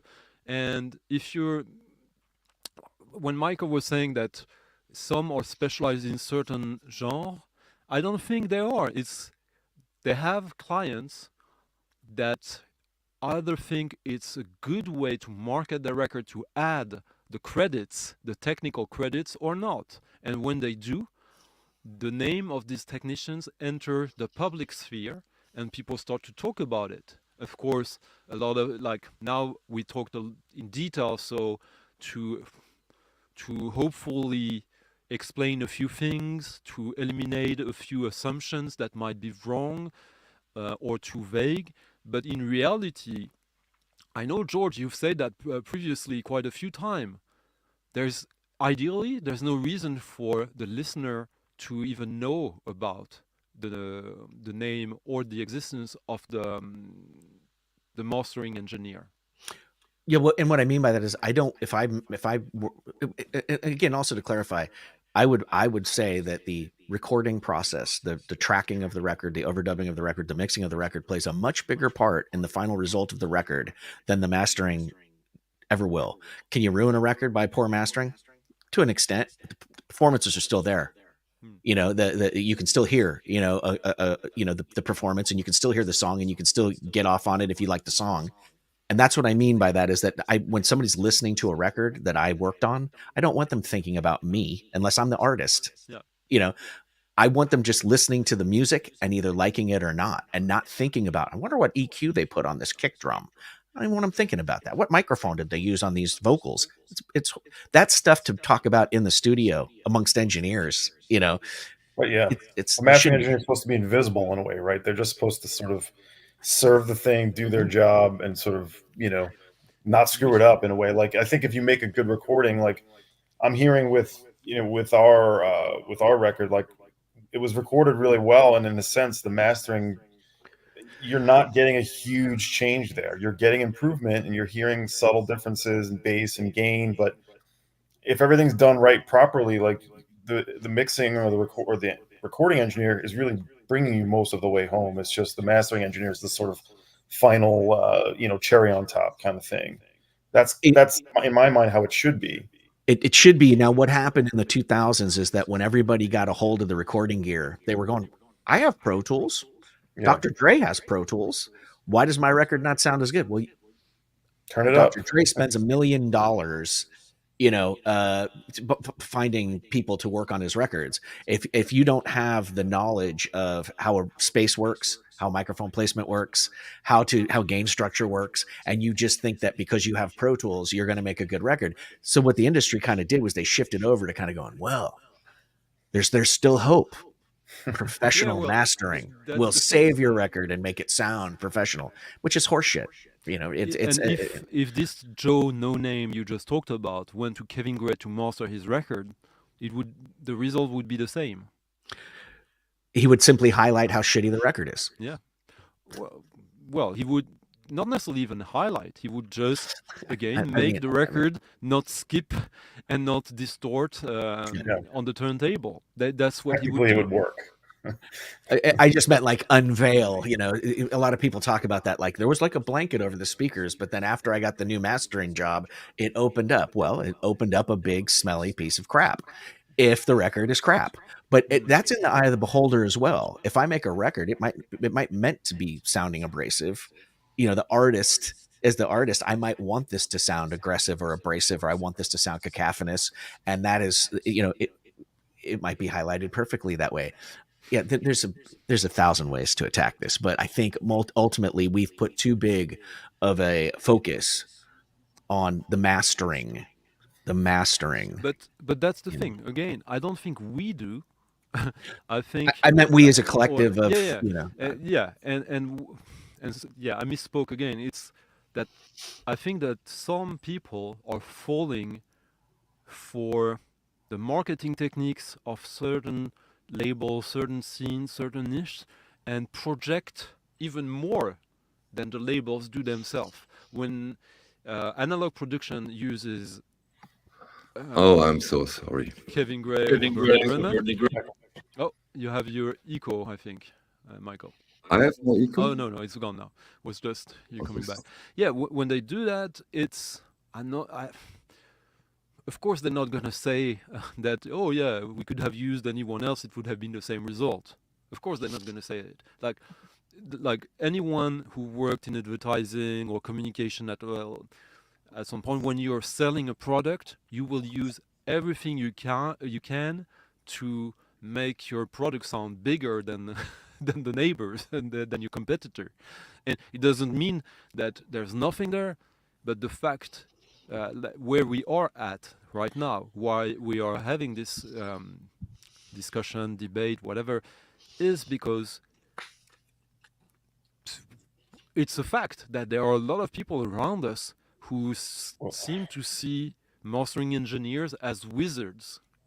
I think like this whole Atlantic Analog Productions thing is, I'm certainly interested in a few that, Loaded, I'm certainly curious about, but in many ways, it's really just the record companies selling back the same records like they did in the 90s and 2000s. Like I used to work for WIA, like we used to do DVD audio and high-res CD of Yes albums and Genesis, and I'm like, okay, here we go again. I understand the appeal now that you're getting like top rate mastering engineers to get the treatment, and I see why people are interested in some of these titles. But for me, I'm like, well, this is record company genius again. They've just figured out another tweak to make it to resell people the same records. That said, yeah, there's some cool titles in there, but part of me is like, well, this is just classic major label shenanigans too. It's how a company is a company, a business. There's a reason a record company exists. It's to make money. That's what all businesses exist for. And we can separate the art from the business sometimes, But when you talk about a record label, it's not evil. And I'm not talking about that you're saying that, but I'm saying a lot of people kind of think, oh my gosh, this company is doing something to try to get me to buy more product. That's because that's what they do. They sell product. That's how the business stays. It's if you have the choice Yeah. to say not for me I know and move Michael was on. saying that You yesterday. know what I don't understand anymore, George, Dom, Stunty. When I started this again, getting back into vinyl, it was sometimes so boring because almost no titles came out, and you have to wait and wait and wait for a good reissue. And when one came out, we all were so happy and excited, and oh wow, look, the Tone Poets now, that was so exciting. And everything was so positive and funny and easy. And now they are giving us freedom of choice for those who wants to get into this. And it almost feels like a burden. It almost feels like something terrible has happened, that a a company dares to do reissues of their catalog. How dare they? Well, I mean, yeah, record stores used to be full of back it's catalog. getting a bit ridiculous. It's like getting mad because the grocery store keeps ordering lettuce. Yeah, Can't we come up with something else? It's a it, staple. It's a it, back catalog yeah, that is yeah. historically significant. And, It's about two things. It's about two things. I will buy it or I won't buy it. Hmm. But making a religion out of not buying is a bit strange. yeah, that's been the fascinating thing for the past few days is the amount of time spent saying how shitty it is and how it just doesn't serve my wants or needs. The amount of energy spent hating something Mhm. is greater than just kind of going, you know what, not for me. Okay, moving Or, on. or, or, or, Let me or, talk or, about something I do or like. trying to spoil it for people who say, "Hey, that's great! Finally, Genesis, finally, Bad Company." Oh, I don't like Genesis. Okay, so you don't like Genesis? Be my Yeah. guest. It's a Okay, fine. choice. It's Yeah, always a choice for yeah, you to do whatever you yeah. want to do with your money. And I think a lot of times with these specific titles, I think it comes down to resources. Like they have relationships with managers and artists, they have tape, they have Mhm, contracts in place already. mhm, So, like, mhm, wouldn't you want to sort of go with the guaranteed list of titles that you know you can get done? Some of them we may have seen before in other fashions, but mhm, also we can get this stuff to market and get people excited about this new rollout and get them sort of subscribing, and then here comes Led Zeppelin. Like in my mind, that's what this is all about. It was like, how do we get the Led Zeppelin catalog? Okay, well, we'll give you Led Zeppelin, but we want you to do all this other stuff too, which is also good stuff too. So it's a win-win really in a way at the yeah. end. Yeah. So yeah, I just for me it's not really going to be for me, but I'm definitely curious on a few titles that will Yeah, come out. but Tom, of course, and also with Stunty, it's not a big surprise that you two say, I don't get them all. It's not a big surprise. So How can you? Yeah. yeah, Yeah, there's no controversy there.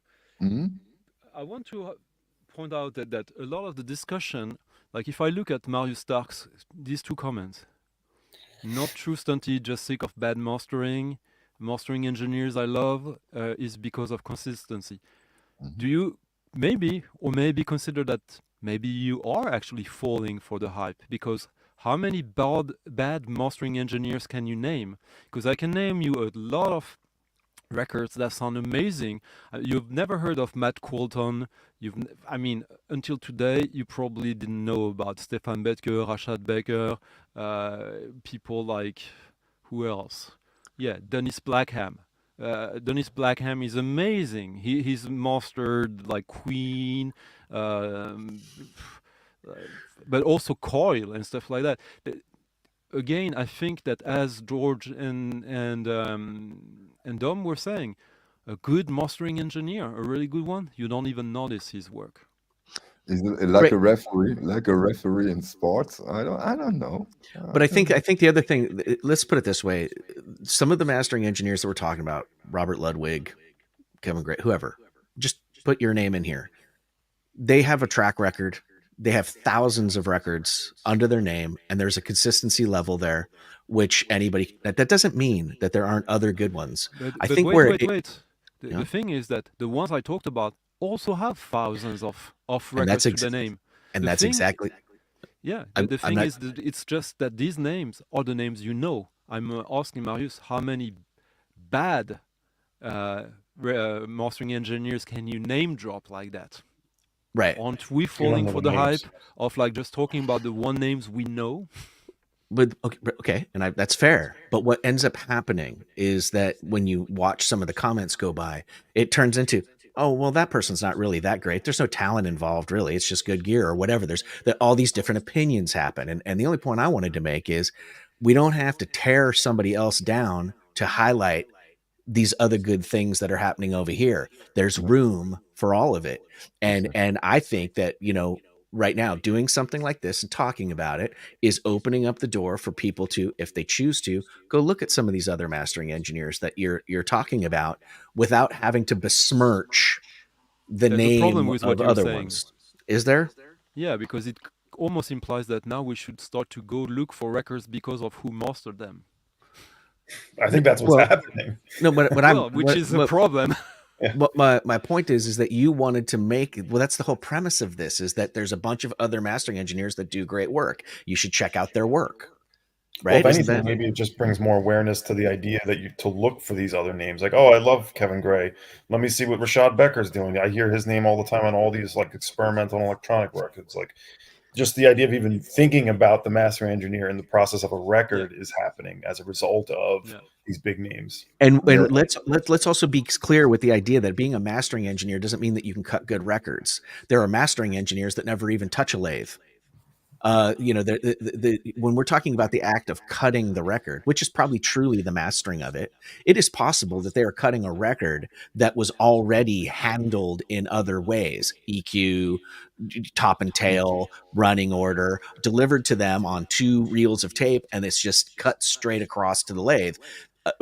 Operating a record lathe is a complicated, probably one of the most complicated devices that you can tweak, and the opportunity to make it really good or make it really bad based on your knowledge of working that machine is also an art in and of itself.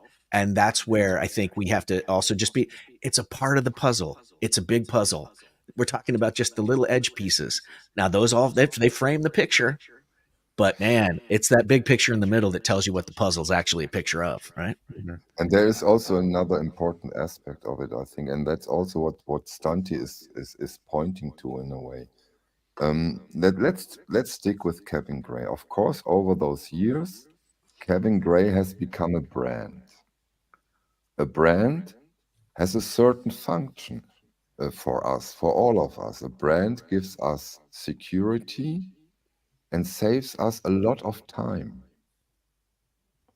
But you cannot create a branch out of nothing, or a brand out of nothing. That means you have to have this consistency to become a brand. And Kevin Gray did it. And so this is important. This gives us security and But saves I us disagree. time. And you cannot, because this is a I don't think definition. because I don't This, think that wait, Kevin Gray this is created the this brand. is Santi, this is a definition of a brand. Yeah, but I don't think And that Kevin he Gray created is the a brand. brand for sure. Yeah, Well, but you Kevin said that. Gray did create a band. He has a business called Coherent Audio, and he has created essentially what in business would be referred to as a brand, because his name, his cachet, his catalog that he has worked on, and all of his experience in the industry has made a brand of mastering. But I think that what really made him into a brand are the people who hired him and who hyped him. That's my feeling. That's the reason why we are talking like let's talk like mostly or more or less regular record buyers. The reason why they're talking about him is not because of him branding himself, but of labels they buy from hyping him.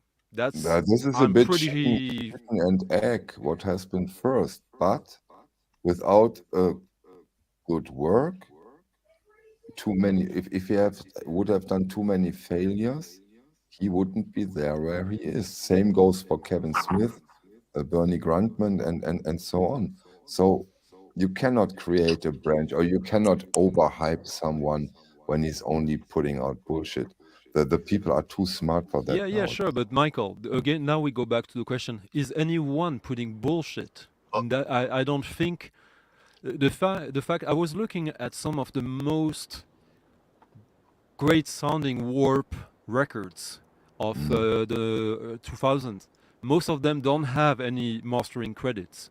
Someone mastered them, but we don't know. Because they didn't put it on, and the person who did it didn't go and claim the credit by adding his own credit on Discogs. So again, like I think we're really falling for the fact that, like, because of Why what falling? we know, we ignore what we don't know, and saying that one is great, it becomes like a self-fulfilling prophecy. Like, who here can name a really bad mastering engineer that is getting work?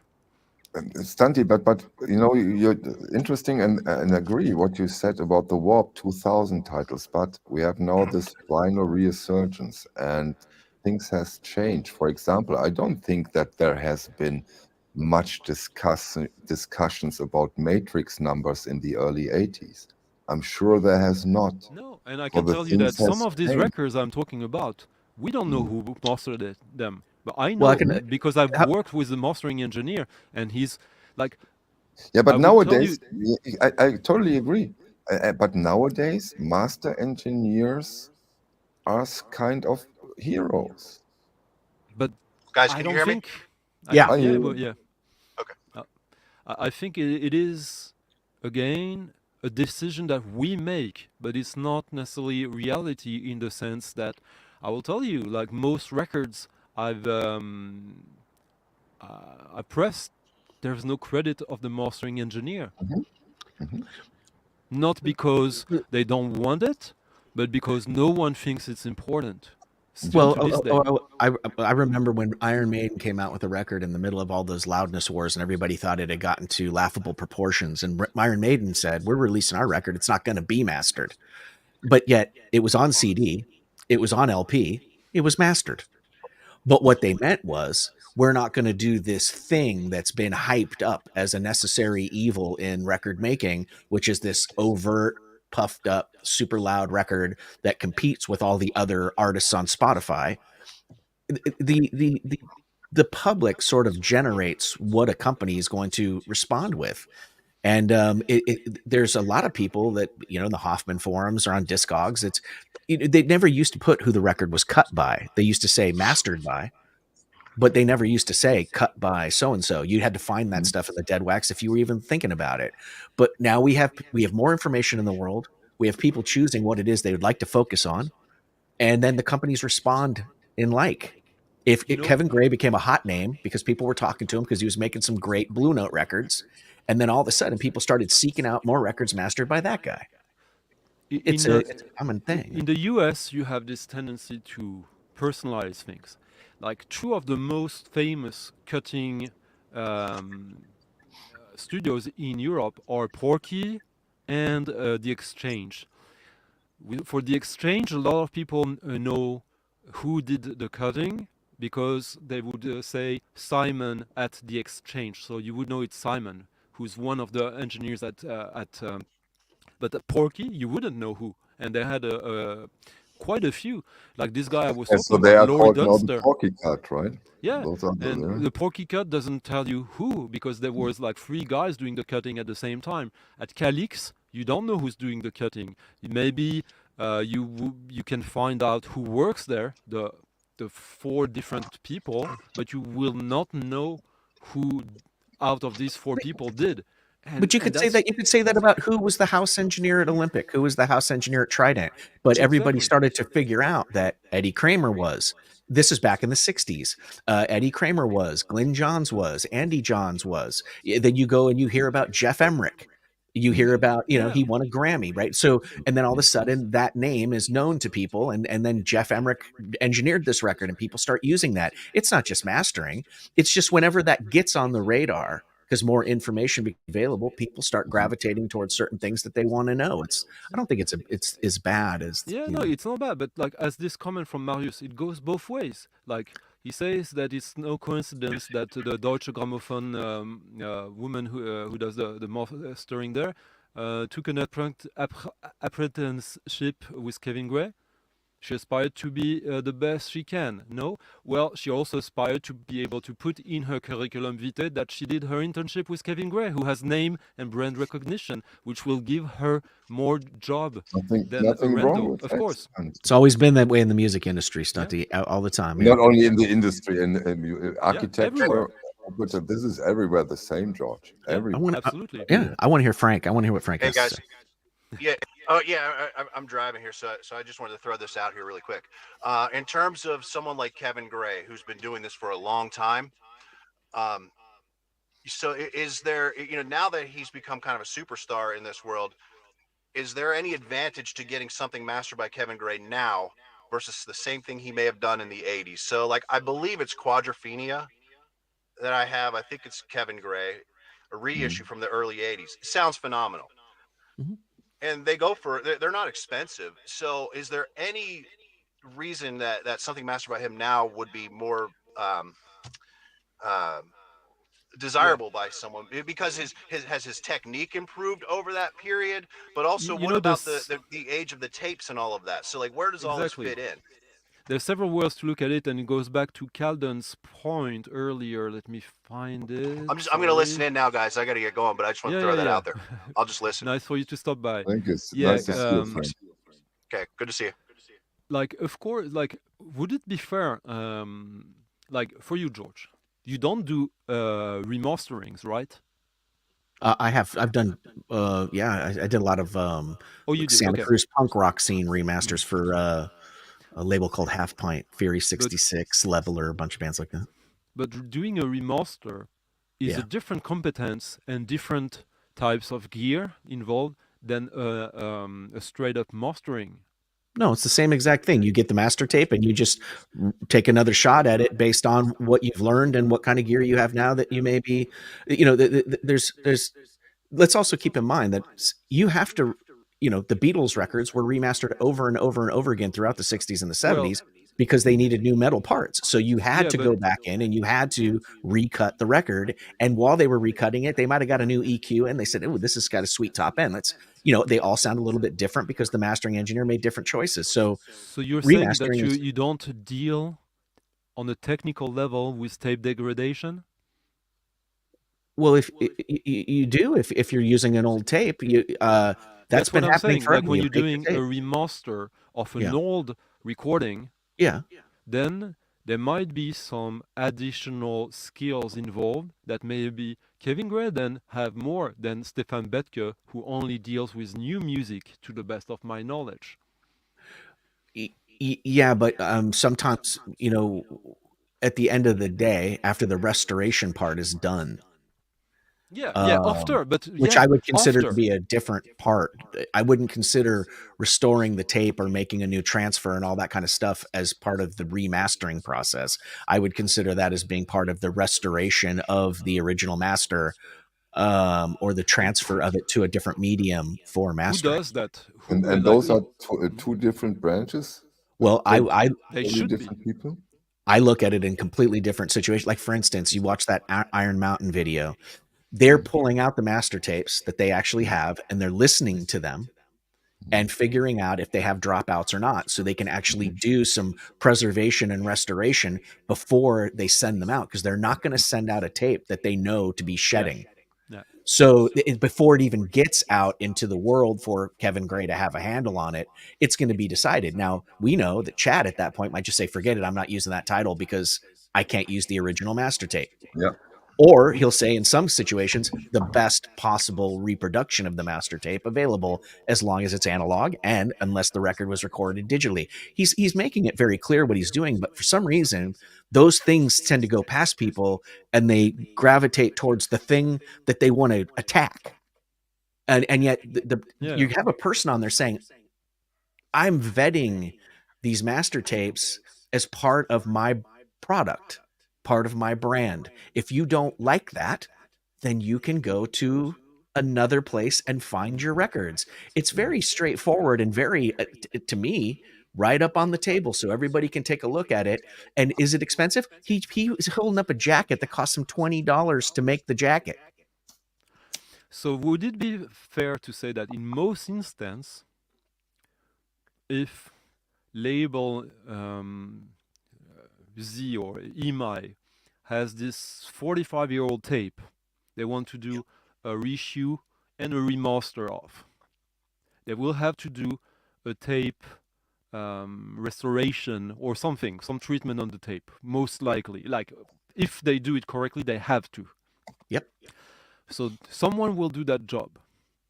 Let's say Kevin Gray did the mastering for the original release and is being tasked to do the mastering from that restored tape again. Yep.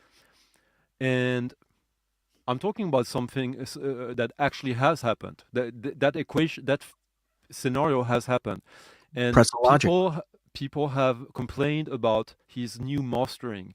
Wouldn't it be like logical to assume that his skills, knowledge, and ways of doing his job would not have changed that much between these times, and that the result that people perceive as lesser, and they blame him or Joe Nobody for it's because of the tape or because of the bad job that the restoration engineer did?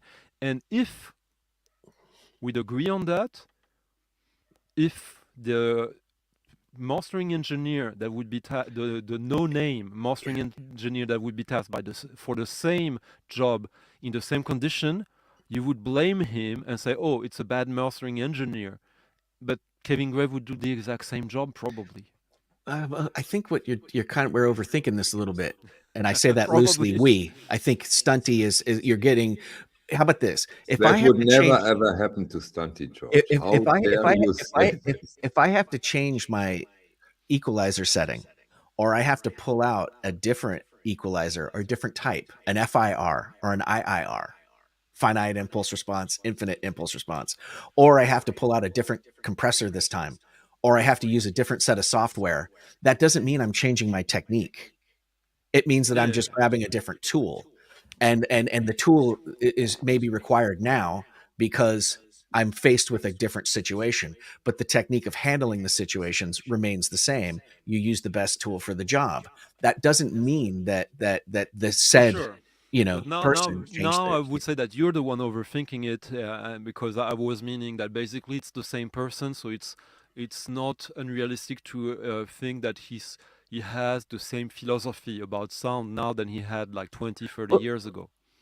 Of course, as we grow as human beings, and we gain, again, this is where the experience comes in. You need to experience different situations, and hopefully your opinion changes with those. That's just a human being. That's not a mastering engineer. It's everybody. It was just like when Dom, right, was the other guy here.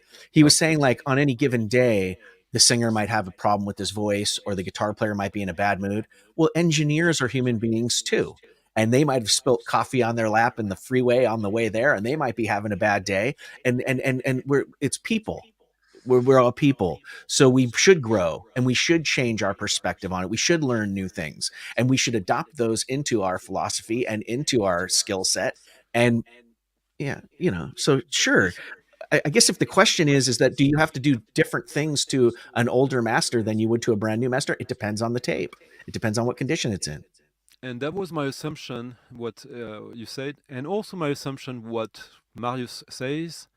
And that was exactly my point, that because Bernie Grundman and Kevin Gray also do that, they have this extra skill, this other job, which is the reason why they get so many of these jobs, of these audiophile remasters of classics that attract a lot of people.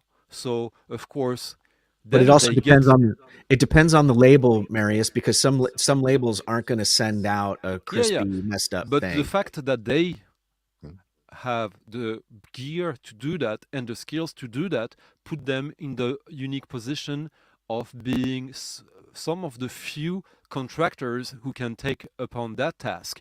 And now, as you said it you put it very clearly that these are two different jobs.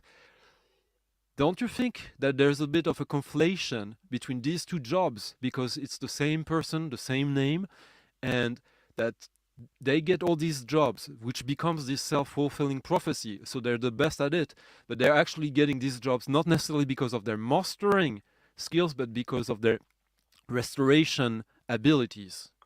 I'm not It saying it's depends. It exclusively depends what's that, but more that's part of it. important. But there's, yeah, and now maybe. I think at the end of the day, the client that works with them is the one that decides whether they're a rock star or not. Because, you know, if I hire Kevin Gray to cut a record for me, he's going to cut it to the specifications that I ask him to cut it at. And I'm going to have the ultimate, you know, I have to listen to it and I have to say, okay, I want to put this out or I don't. And Kevin Gray's perspective, and I'm not trying to, again, this, somebody will clip this and say, look, here's George talking shit about Kevin Gray. I love Kevin Gray as a mastering engineer, and I like the work that he does. What my point is that I will decide, because I'm the one paying him, if I approve his job or not, and whether or not he needs to try to cut it again, and whether I got to pay him to cut it again because I don't like what I got back. Ultimately, then it's a service business. You know, Yeah, and you know what I do not understand completely now. I don't understand this discussion anymore because it's also a business. And if I put myself into Chad's shoes for 1 second, I know if I call Kevin Gray, I get this. If I call Ryan Kay, I get this. Bernie, I get this. They all know what they are getting, and they have a shitload of work each day. And this is something very, very important. It's like with us when we are doing videos together. If I invite George, I know what I'm getting. If I invite Nadine, I know what I'm getting. If I then invite I would Santi, ask you, and same there. It makes Michael, life better, easier, and guarantees a certain success. I understand exactly what you're putting out there. Then why would he commission 3 different engineers for the same work? 75 titles. You can't ask one person to put their No, entire yeah, calendar on hold for 3 years for 75 titles to a month. And also he pointed it out. He answered that question. Ryan K. Smith or who put your person in here has experience with that record. They've done that record before. They're familiar with the record. They had good results cutting it before. It wouldn't make sense. Like if I knew that Michael 45 could make the most awesome burrito in the world and I loved that burrito, it wouldn't do me any good to say, Stunty, cook me a burrito, and Michael, you just wait on the side and I'll have you do the salad. And I'm using food analogies, which is horrible, but I think the point's. No, it was a nice analogy. Thank you, and especially that I do the great burrito and not Santi. but the main point, and that he also put out on the discussion we had, and this is seems to be very, very important. That's the location of the 3. One is closer to this tape, and one is way closer to this tape, so that they have to that they don't need to send it all over America. This is also but quite my point, an Michael, is important that thing. if you say that he knows what he's getting with this one or this one or this one, which could be debatable, but let's admit it is that case, then I think that when he asks all 3 of them to do their own mastering for the same record, and that he chooses one out of the 3, that means that he doesn't necessarily know what he wants himself. No, he's going to listen to the cut and he's going to decide whether or not it compares to the original and beats it in his perspective. It's his company and it's his name on that ultimately, and he chooses it. Look, it would be like, Santi, you know this. If you have 3 or 10 mastering engineers that you know are all really good, like you said, they could be people that we've never heard of, and the master tape is sitting in the back, 2 blocks from this mastering engineer, you wouldn't want to risk putting it on an airplane and flying it all the way around the world just to get this mastering engineer to do it when you know. So that's what it is. It's not like but Chad again, we're says, talking about like 0.2% of the actual reality of the business. That's again, this is rarefied territory. To have restoration capabilities, to have, you know, good mastering and cutting facilities all in the same place is another reason as a business person that I would want to go to that place, because I can kill 3 birds with one stone, so to speak. I guess the clarity I So get you- from this discussion so far, and you guys tell me because what your opinion is. For me, is that like I started this discussion because I have this feeling, based on experience and knowledge, that like the reason why these very few names are the only ones out there is not for the reasons that most people seems to think, but the reason why they're out there is because they are multi-talented. They incorporate in their services the restoration of tape.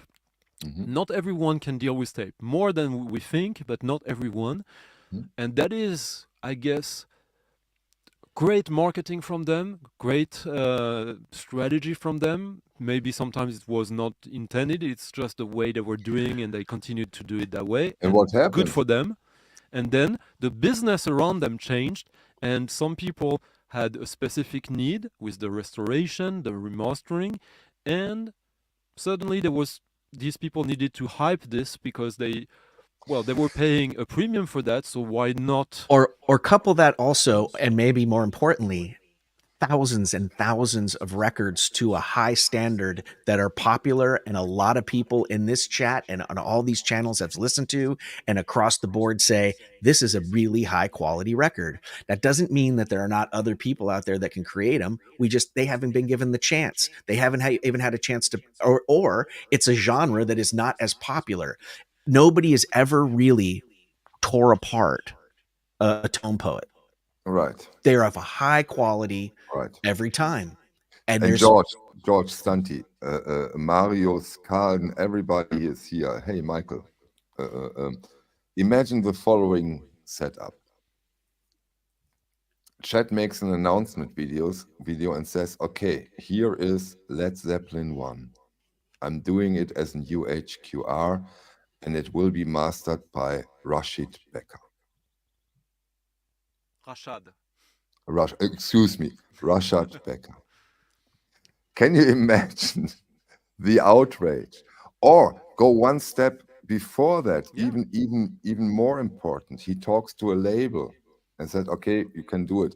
I said, yeah, but I want this to be done by Rashad Becker. And they said, who? Who? and that He proves says the point. it's done Yeah, by that it's done goes by in. Kevin Gray or done by But Ryan again, K. that goes Smith. back to the No very problem. first thing I was saying before you guys were Yeah, even but you there, have to which is accept that this. you have these people who will criticize the mastering, the sound, who will say this record can't be audiophile, whatever we think about that concept. Wait. What they will say, it can't be audiophile without having even listened to the record, without, just because they don't know it, they don't know the mastering guy. So basically, that is reality, Michael. There are people who who build this scenario in their head So what? But because if you have to play with the rules, And there yeah, is a but that has nothing reality. to do with reality. and there, Well, there is a reality in this sense. How many times everybody's complaining about this? How many times has Dusty in Memphis been cut? How many times has Love Supreme been cut? How many more copies of this are we going to get? Well, as long as people keep getting them and they're better than the last one that they heard, then they're going to keep getting them, because if they love that record, they're going to be looking for the best possible way. It's not really an evil thing or a no brainer. It's a no brainer. When you're looking at the fact that how many times has X mastering engineer been given the exact same tape, put it on, ran it to the lathe, and whatever it was they did, it came out sounding better by, say, popular consensus, and that's happened thousands and thousands of times, then it would make sense for me to go, hey, I'm recutting Dusty in Memphis. Kevin Gray is going to do this one. Everybody's going to go, okay, I'm in, because I've listened to 1,000 records cut by him and I like them. I will give you, it's not a direct rebuttal of that, but there's something that happens not often, but it doesn't happen often that when you send the test pressing out to the label or the artist, that they're not happy with it. Like, I would say that, I don't know, like 95, 99, yeah, like it's very rare that you get like a no, you have to recut it. When that happens, often that happens more than one time. Not all the time. Sometimes the issue is very clear to identify and you correct it and they're happy. But it happens more. I mean, I don't know if you have any idea of how often it happens, because I don't think you have even thought about that, or maybe you have. But so imagine this scenario: the artist or the label is not happy with the pressing, the test pressing. Okay, we recut it. Still not happy. He's trying to explain. You don't understand what he's saying, but okay, yeah, you tell all the steps of the process to redo and to listen to blah blah blah. And the fourth time, the guy who's doing the cutting, he tells me, I sent the first one again. And they do it basically. The guy who was complaining about 3 different consecutive records, like he's being sent the first one again, and he said, "Oh, finally, now you nailed it." Well, Stunty, I've been sitting in a studio for Must 10 have happened minutes. to you many times. I've been sitting in a studio for 10 minutes watching somebody manipulate an equalizer going, oh, yeah, I think it sounds better now. Why don't you turn it on and see? Oh, click. You know, That's you what can. my father calls me and said, Michael, my monitor is broken. I said, turn it off. Oh, no, it's going. Sometimes, again, it's people, man, and the power of suggestion. This can be very powerful. Remember the discussion about psychoacoustics, George? Yeah. I mean, you can, which has a lot to do with ego, because when I'm not saying he's wrong, but like it can also just be perspective, you know. Maybe he didn't realize how good he had that one. Maybe he realized it was diminishing returns after the third one, heard the first one and said, you know, this is better. How many times has an artist been in the studio? The first take was the best, but they continue to do 30 more takes. And then finally you go back and you play them the first take and they're like, yeah, we had it the first time. Sometimes you just can't tell, you know. Sometimes it's sheer cluelessness. Yeah. But why do we assume that when that happens, that it's the bad thing and not just the human error? No, or for sure. You know, I'm just saying that statistically that happens as well. And yeah, the greater the ego is, the more often that will happen. That's kind of logical as well. And a lot of times there's a predetermined contract that says, look, this is going to give you two recuts, or this will give you 2 test pressings. There's going to be a limit to it. And then you're just going to have to choose. We're going to take our best shot 2 or 3 times, and you got to pick the best between them.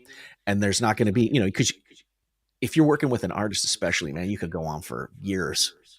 How about we just go back and, you know, because like the artist is not necessarily working in advertisement, George. Same here. Yeah. And the artist doesn't necessarily have the skills, the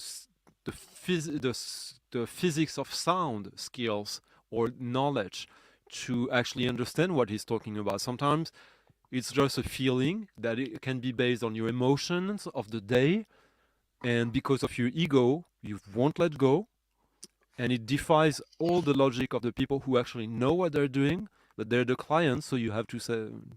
Or they were misled, in terms of what mastering can actually accomplish.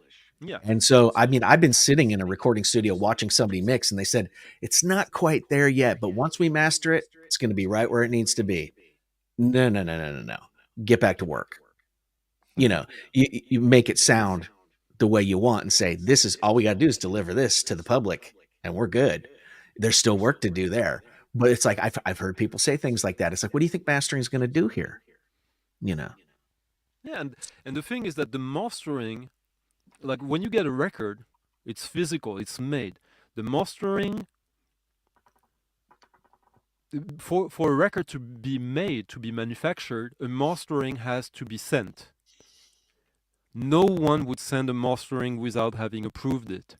What can happen is that you send a mastering that has inherent, like, you know, mixing issues that will create issues on the vinyl format, and then it can happen. You go back to the client and say your mastering is too loud or too compressed or something. Please do something else from the mix.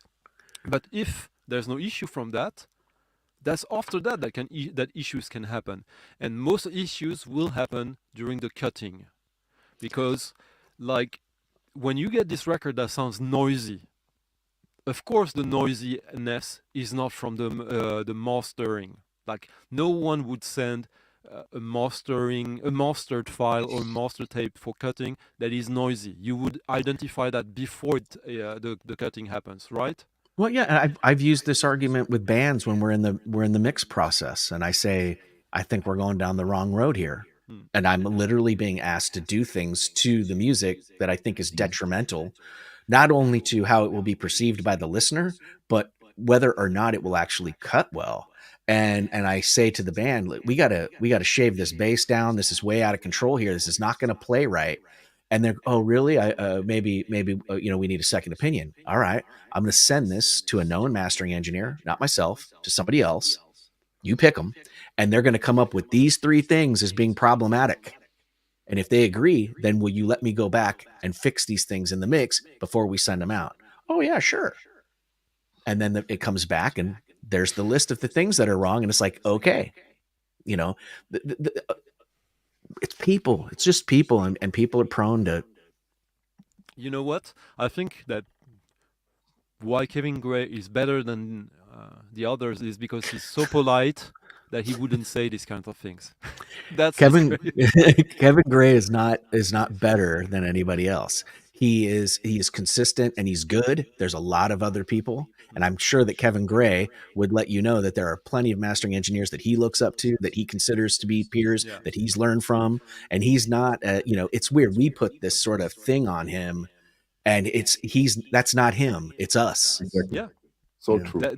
So That true. is the point of this whole discussion, which is Yeah. not, again, as you put it, George, not putting him down, but like let's try to be more realistic ourselves about what we project onto these different steps of the whole process, which is like getting these records. and and again, like, of course, I can imagine that of course we've talking also about the vinyl boom resurgence, and they are winners.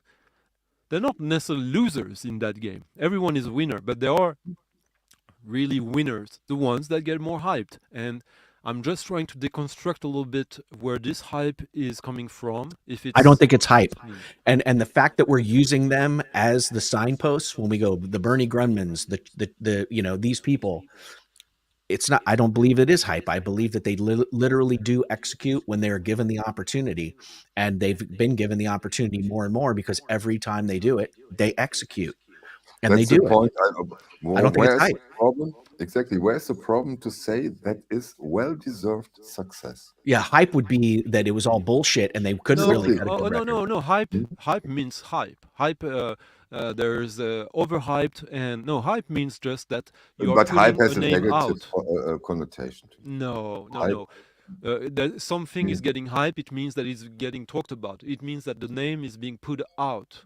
It literally means that, again, like, I can reverse what Marius is saying there. Like, it's just also that like A small pressing if plant couldn't handle the kind of numbers that maybe somebody would be asking for with a consistency and a quality control. And that's not putting them down. They're just small. It's like actually saying a small accounting firm could not handle Pepsi. yeah, but nowadays with the like, there's not that many records that are in numbers higher than 10,000. Like, there's very few, very, very few.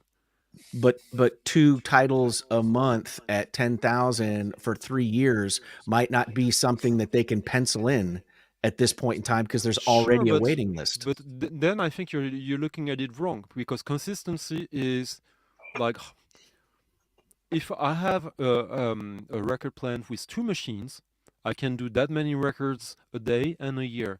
It's still the same amount of work. So Yeah, but Santi, consistency is on the same level.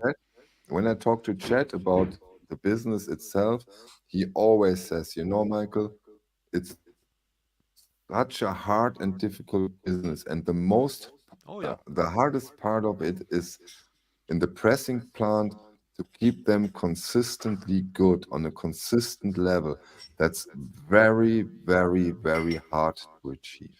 And the bigger you are, the more difficult it is, because the Well, more machines you Maybe, have. in a maybe, I sense, don't but know. also the smaller plants have less resources, less people, possibly less shifts to cover, Yeah. higher turnover, right? And when you have a bigger structure, and again, this is like it's not now. It No, makes but it I'm sound trying to like, make you look at it from a different perspective. Like, if well, I okay, don't you have want less to, people, Stunty. you have you have that amount of shift hours. The job, when you're working, Yeah, and it's the quality. If you're working 8 hours a day, you're gonna the result is that many records, and then it's the quality about these hours put into work.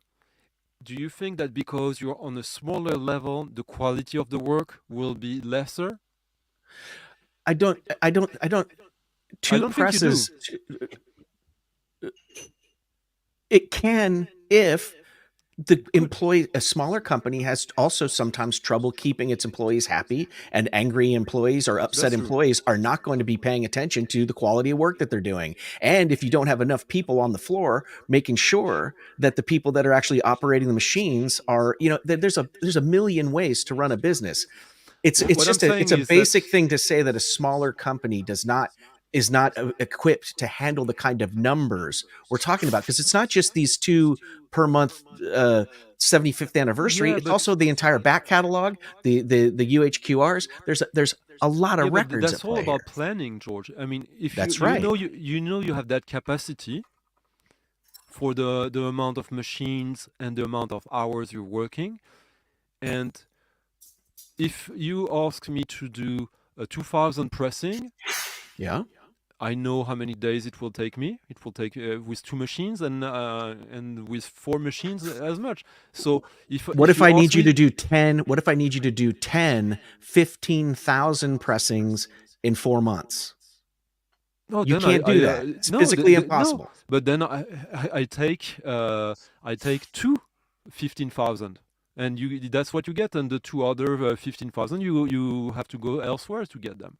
Okay. And then when I send you my contract for what I expect in terms of quality control, in terms of, Yeah. packaging, and in terms of all that kind of stuff, and The you agree with smaller, it, and the you better agree in with that it, case. Yeah, yeah. well, if you agree with it, then I might be inclined. But then again, if I got to ship all the way around the world when I got a Yeah. pressing plant right here and they can handle it, I'm going here. Oh, of course. Okay. Yeah. But if you come to me, that's because you need it. See, that's like we're putting all of these suppositions on and we're obviously talking about a particular label and their choices, because I keep seeing QRP going by here. It's like Oh, I wasn't we have this. thinking about that at all. But Okay, yeah.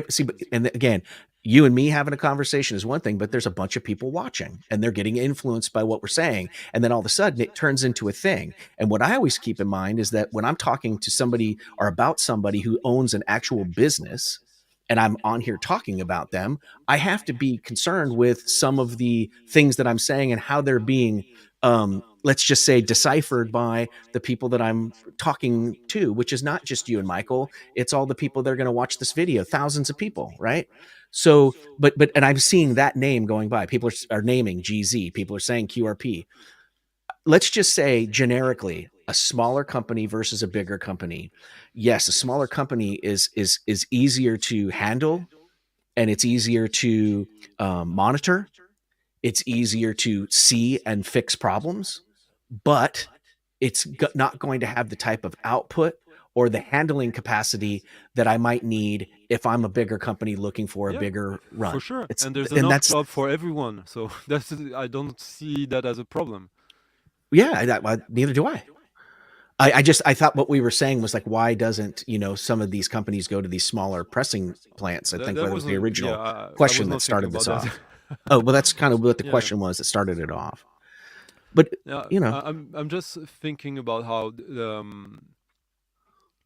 yeah, we started somewhere there and we kind of lost the thread. But and yes, I love to argue. Otherwise, why not? I think that what everybody hopefully can take away from this is that we're in a lucky and fortunate position right now where we've gotten past the setbacks of the 2020, 2021, where we had a simultaneous resurgence and a simultaneously cutback in the capacity to make the things that everybody wanted to have while they were sitting at home. And now we're kind of past that, and the door is open to sort of get to some things.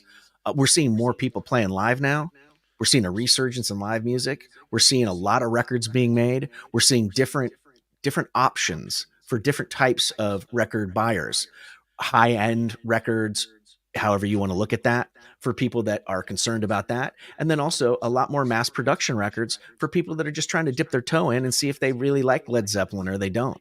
And And again, the like old stuff is also out there too, which is even Okay. more beautiful in a way. And I totally agree. The times are wonderful. I mean, this is such a cool time now to collect records, no matter what your taste is or where your preference lie. And totally agree. And even master engineers are now stars. Who would have thought about this? yeah, it's a great place Yeah, to be. but like I watched your stream yesterday or the day before, Michael, with Chad, and The day before. The yeah, the day day before. before.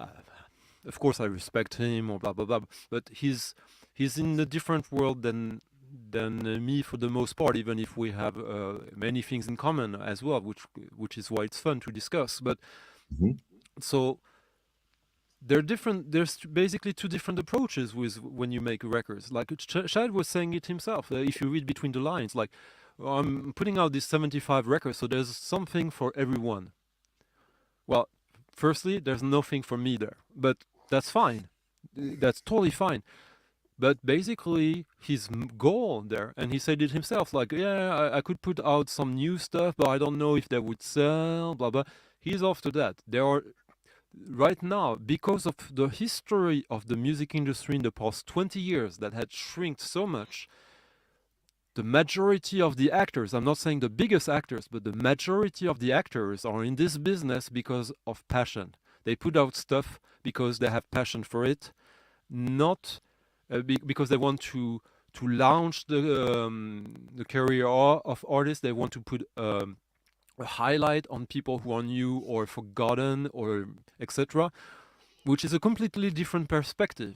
It's not a perspective about making money. And for years, the culture of vinyl was not about making money. It was about putting out the best music on our favorite format, whatever the cost. I think Often, I completely disagree with that. In the Kumbaya, my 70s, lord, or in what? the 70s, in the early 80s, the whole purpose of putting out vinyl was mass What money? production of music to the masses. yeah, Like you're talking about yeah.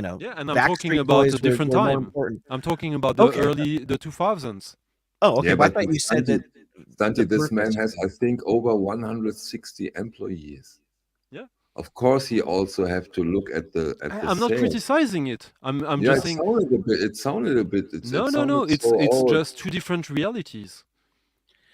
Right. So why is it then? Why are we? I don't even. Are we discussing the fact that Chad's reality is skewed, or that his reality is different than yours, or that he kind of was not being honest when he says he's putting out something for Oh, everybody? Because I don't think even he assumes that he could put something out for everybody. I think he means everybody no, that but that's comes to yeah. him. No, no. I'm not Of course, it's not lying. It's just marketing. It's what he has to say when he's taking that risk in a way, whatever we consider the risk. I'm not there to analyze him or what he's doing. Maybe he was not exact enough, Santi. But let's No, but forgive like him. it's not. I think what It's he just meant, what he really meant, was that for the average music listener and the average record collector, yeah. I know, in and this we all understand catalog, that. there should be the one or the other title that he might like. Nothing But more and nothing less. And it was a reflex to the criticism he got that he's only doing blues and jazz. That's the source of the yeah, yeah, sentence, yeah. I think. But the reality, like that is someone's issue with that. I have no issue with what he's doing, because he has to sell, but he is selling products. It's Yes. music that already exists, that has already passed the test of time Yeah. and commerce, Exactly. and that's totally fine. There's a room for everything, but it's also nice to understand where one stands, and it's not putting one above or below the others, which means that when you realize that and accept that, of course, there are different implications with your choices, what you do with the numbers, who you choose to work with, why it's important to keep working with people who have brand recognition, because it all builds on each other. The thing that I'm talking about is that the culture of vinyl record throughout the 2000s and 2010s was quite and is still largely different than that, because it's on a much smaller scale, which is why I totally understand the mechanics of why most people don't know Stefan Bethke, Rashad Becker, etc. Come on, Stanti. You say that now for several times, but I think Rashad Becker, I think he did Burial, right? Is well known in this scene. Very, very, Burial is one of the few very well known. crossover names in a way, but still people don't use Rashad Becker. Like no one in the Yeah, VC but names the Rashad reason, Becker. yeah, but the reason for this might also be that the people who are into this kind of music are not so much into the mastering. They don't care that much, like they care when there comes a new And then tone we go poet back to the or beginning, is that this concern and this caring was artificially created by why the people who artificial? market, because it's the case, because before, as we No, said before, recently we didn't it's not talk about the artificial. You mastering know, when you do engineers. a reissue, Stunty, the mastering is essential. When you put out It's the one thing that makes one reissue different from the other, is that the exactly, it's mastering that happened, it's yeah, the same mix, yeah. and they're just remastering it and recutting it. It almost does have I would say 100% that to the do. cutting is more important, since like Santi, the end when result. the mastering of the reissue is one of the essential things. Mm. The one thing that, for example, George and me are listening to at first when we get the reissue, because we already know the record. When Burial puts out a new record, I don't care at all who mastered it. I just want to listen to the new record if I like it.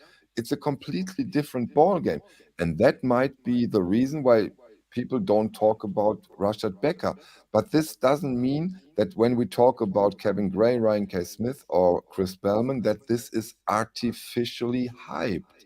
There is a reason for it. And you Because said, they are like, the yes, ones who have been chosen to work in that niche, and and the reason and their why, name is out there. but So, you just actually said that exactly the point. You said that the cutting and the mastering is different, but these three people that we're talking about, they do all of that Yeah, simultaneously, yeah. and that is another thing right there. Mm. So,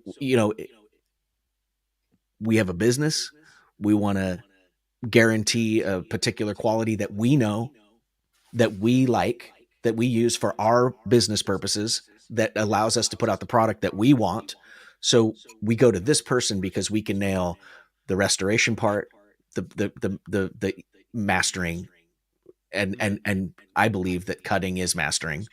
And if you choose to I EQ totally on the agree with way, that. right? Mm. But we are using these people because we get results. It's like, look, I could build a house, and I could use the people that I know, that I've seen build, 20 houses that I know, or I could hire some, artisan, some other place, and bring them out and have them sort of like one off my house. Uh, if I'm going to be building 1,000 houses, I'm probably going to go with a bigger firm that has the cachet and the, the proven, not because they make better houses necessarily than the artisan around the world, but because I know that I can get a consistency that is up to a standard that I'm prepared to sell to the public. Yep. And immediately people are going to go, oh my God, they all have the same layout. They all have the same, oh, the bathroom is I wanted the kitchen over here. then go to the artisan.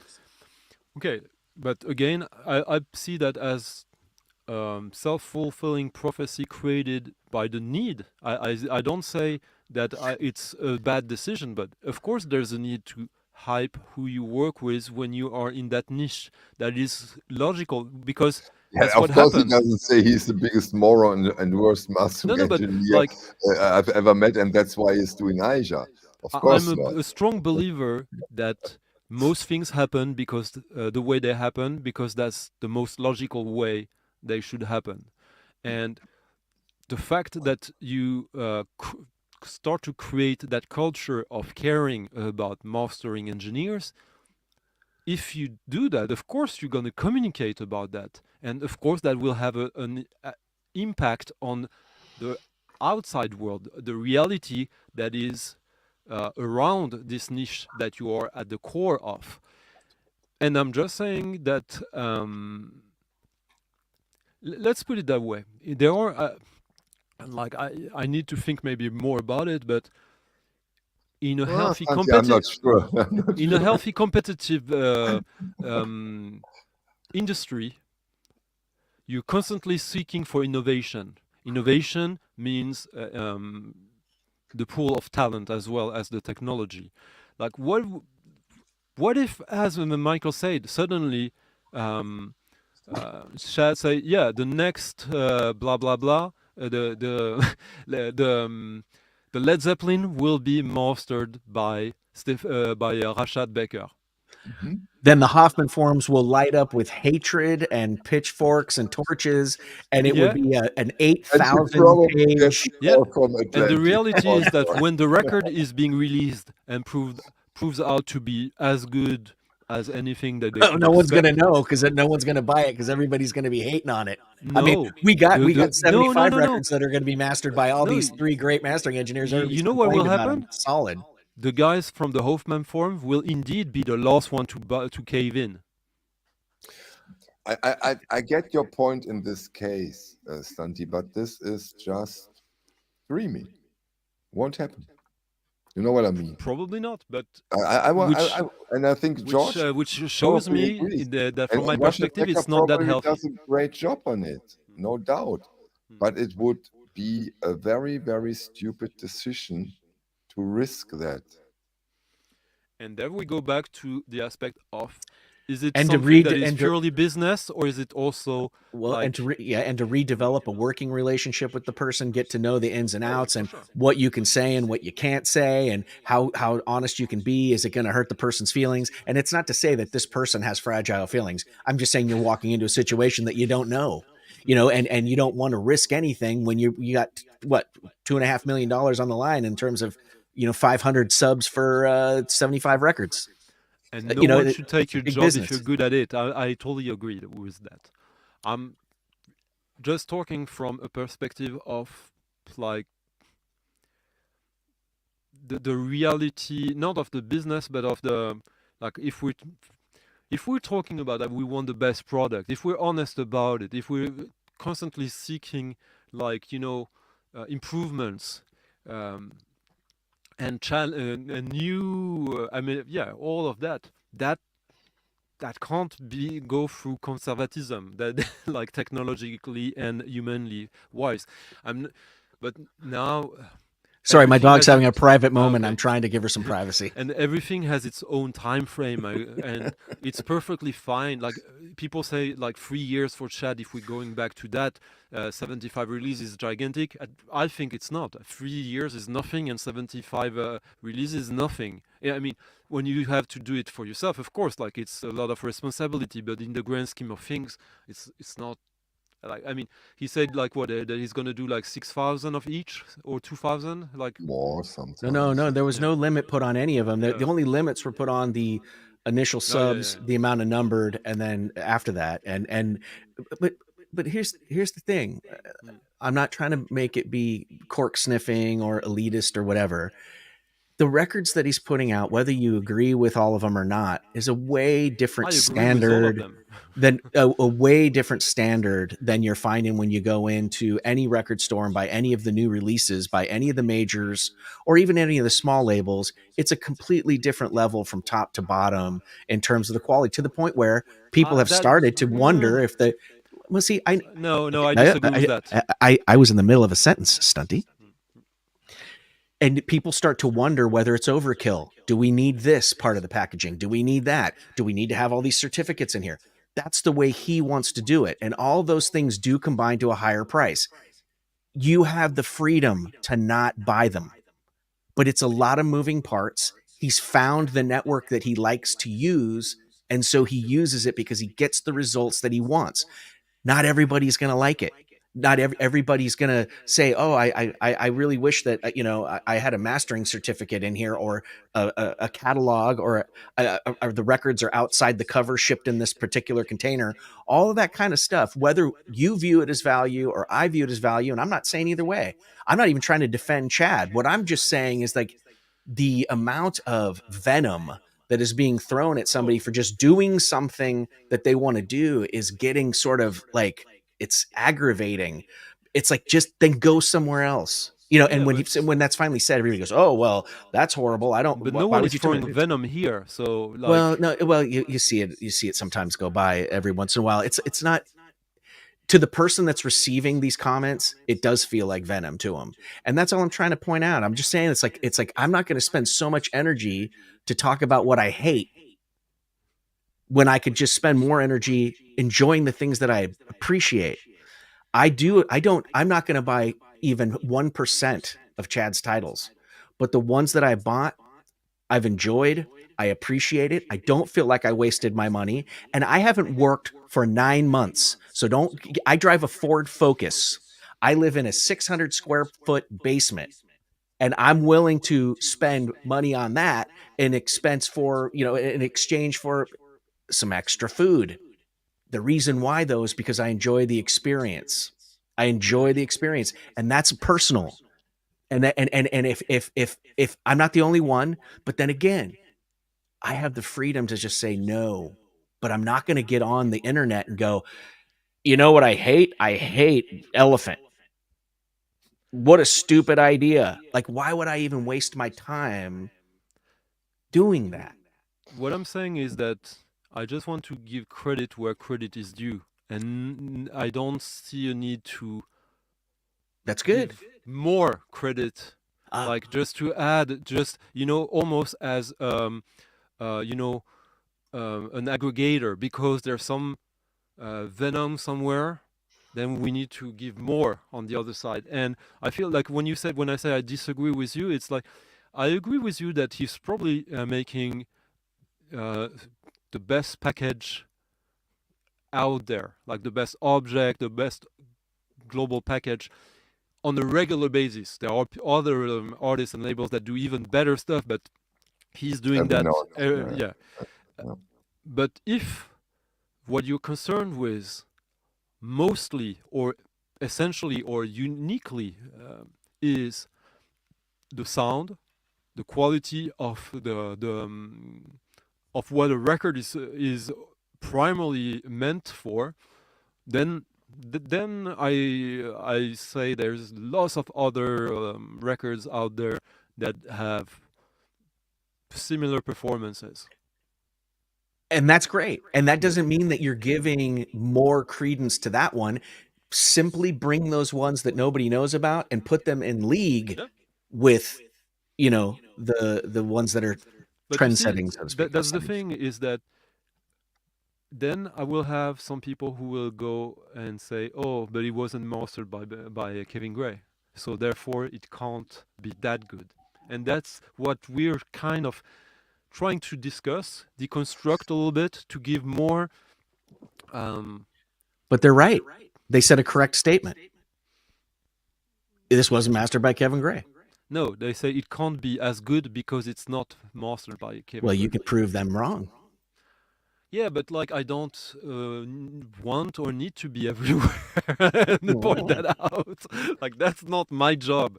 But it's just I guess we'll all agree that because of the vinyl resurgence, there's a lot of new people and lots of opinions, and of course it's fun. Everyone wants to understand to a certain degree, and the the reality is we see there's a Get on the couch. Get up on the lot couch. of misconceptions or like assumptions. And I'm just saying that a lot of these assumptions are engineered either willfully or just a side product You of the keep on marketing. saying this, Dante. For Yeah, me, you keep out you should saying know. this You like should know like this the. is, wait a second, like this is a fact. But yet, for me, you haven't proven that there is a fact, that there is an artificial hype, that there is an Artificial is not necessarily negative. Artificial means that it's coming. It's a okay, decision. even if it's not, even if it's not negative, you haven't shown to me that there is an artificial hype. I can show it to you essentially by like And that, there I are mean, hypes. we are almost 3 hours in, Yeah, and for me, you haven't yet. Michael, a hype sticker with the name of a mastering engineer. It's not artificial; it's a fact. It It's is it's it is data. artificial Data. because it's No, what's it? marketing. It's marketing. It's basically saying like this record is better because this name is on it. That's marketing. That's not organic. When you buy a shirt from Giorgio Armani Black Label, and you have this black label, does this label say this is a better shirt? I have no idea what you're talking about. Yeah, see. And if you don't understand what I'm talking about, then you don't understand why No, you I think don't you're haven't conflating two shown that things. this is. I don't think it's a good parallel because, It like is. again, you're unless you're buying a record because of I've got the 5 mastering minutes, by the engineers. way. I got Yeah, Me me 5 too. minutes. too. I gotta. Me Me too. too. Two. I only have two. No, and I think what it is really, Stunty, is I think that it's a shame that there are thousands of other mastering engineers potentially out in the world that don't receive the same sort of hype that we're getting on these ones that we're talking about. And it's not just Kevin Gray and Bernie Grundman and Ryan K. Smith. Back in the day, there was Wally, there was Harry T. Moss, there was Ludwig, Sterling, all these different names, and these were on the table and known in the 70s and the 80s. These names were known to people. In the It's a U.S. okay, but they mastered records. Well, actually, Harry T. Moss is in Great Yeah, Britain, he's yeah. so it's You're correct with him. Yeah. So my point that I'm making here, though, is that in the U.S., that's okay. I can only speak about the U.S. because that's where I live. But what my point is that what's a shame is that there's 1,000 other ones that aren't receiving that same kind of spotlight. I don't think, though, that it means because hype does come in the verb. It comes with beyond. It's like extraordinary focus sometimes to I have to exaggerate. go. Sorry to interrupt you, It's okay. George. Bye Sorry. bye, Mike. I have to go. Nice talking. Thanks. Great discussion. Thanks, Mike. But it's also when you are hyping something, you're exaggerating its importance, Not and necessarily. but that's in the definition in the dictionary. So, but to your point, is it exaggerating how good Kevin Gray might be, or how good? I don't think that it is. I think that he is that good, but that doesn't make him better than the Okay. other people that aren't being talked about. That's what I'm If we saying. And agree I'm on not a that, Kevin Gray, yeah. If we agree on that, cheerleader. which is like I'm not far from that, can't we also agree that when you do that, when you communicate on that, you're not oblivious to the way the human mind works, and you know that you are creating something extra. You're adding, as Michael here is saying, it's a created feature because even if it's And there, that's what it's that's what there. It business was is. always there, but the fact that it suddenly enters the mind of the consumer, that is what I'm saying. That is Is successful marketing. You yeah, create a situation that you feel is going to add value to your product. They wouldn't put his name on there if they didn't Yeah, feel like and it was going to help them sell more copies. by doing so, you reshape your own niche, your world, by suddenly making the the mastering engineer an asset to your product. And when you do so and you keep using the same names, it is in a way a self-fulfilling prophecy, in the sense that you know how people are going to react. You know that this will create the image in the world, in the mind of people. This is the best.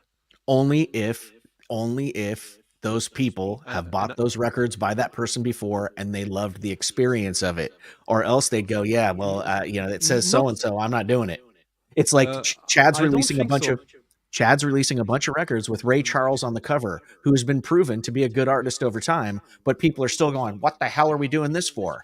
It's Again, acting in a counter way to be releasing something that people, and we know that Ray Charles plays good music, but yet his name on that cover, people are going to go, I don't think I really want to buy this one.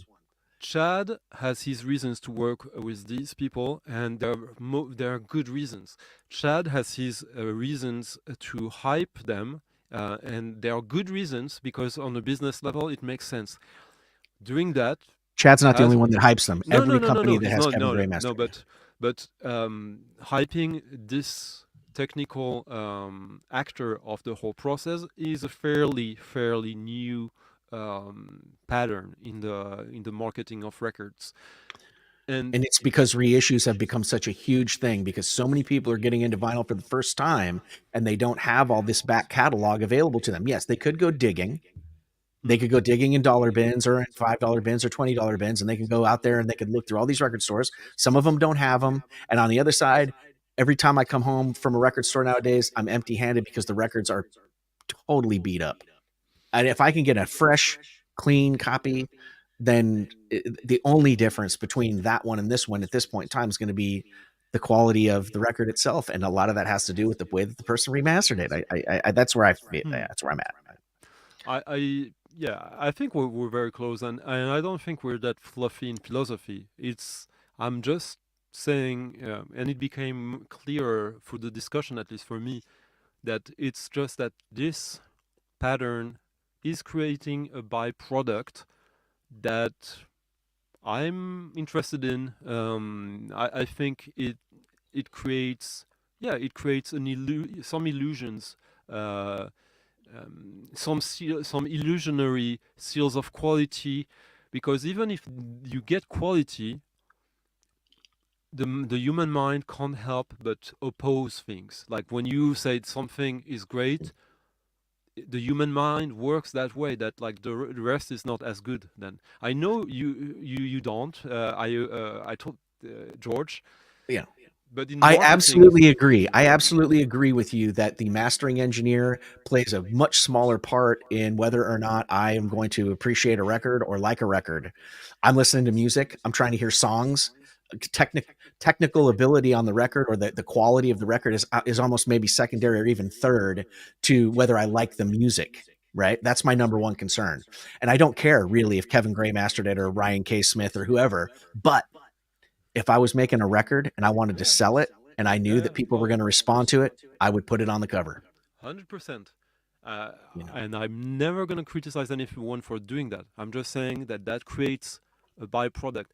But one thing that I think, like, as we're ending this discussion, this long discussion, I think gotta feed that little thing right there. She knows that I'm wrapping up too. You can see she's paying attention now. As soon as I start going, bye, see you guys later, talk to you next time, she's gonna get up and start running around you.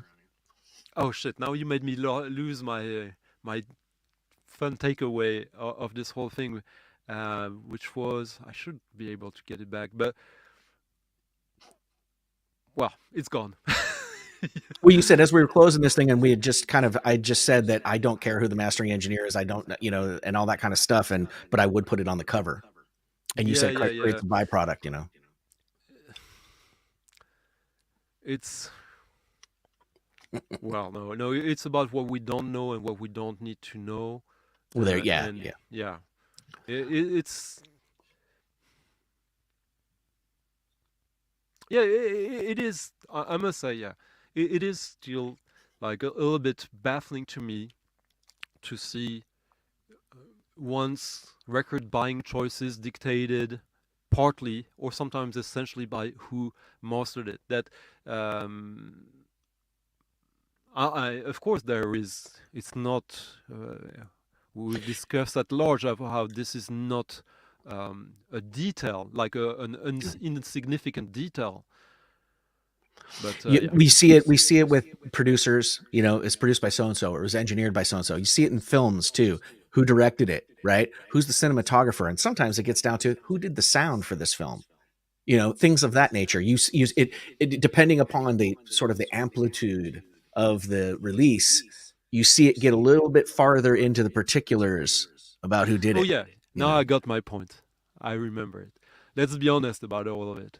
Like a big reason why we're interested in now suddenly about who's the sound engineer, the mastering engineer. It's like we can sound more interesting, more important. There's that. Some of us make an entire channel out of that shit. I wasn't thinking of you. Huh? I know, but I as soon as you said it, I went, "Oh my god, that's me. I do that. We pontificate for hours on stupid shit like that." That's probably the biggest truth of these 3 hours. And we could have saved you 3 hours, guys. But thanks for everyone who stayed or who stopped by and who got some takeaways. We covered a lot of ground, and of course, it's not going to be fully organized like 3 hours. Come on, and. No, yeah. It's fun to let the conversation go where it wants to go, and sometimes it gets dragged off point, but it's fun. It's fun. It's all connected. Yeah, and it was like, I'm sorry I was going against Steve Westman at the same time as my stream now, but like that things happens. Like airwaves are free. No one told me. Marius is like, finally, it's over. All right, Salut, I gotta Marius, go, man. Salut, Sean. Salut, everyone.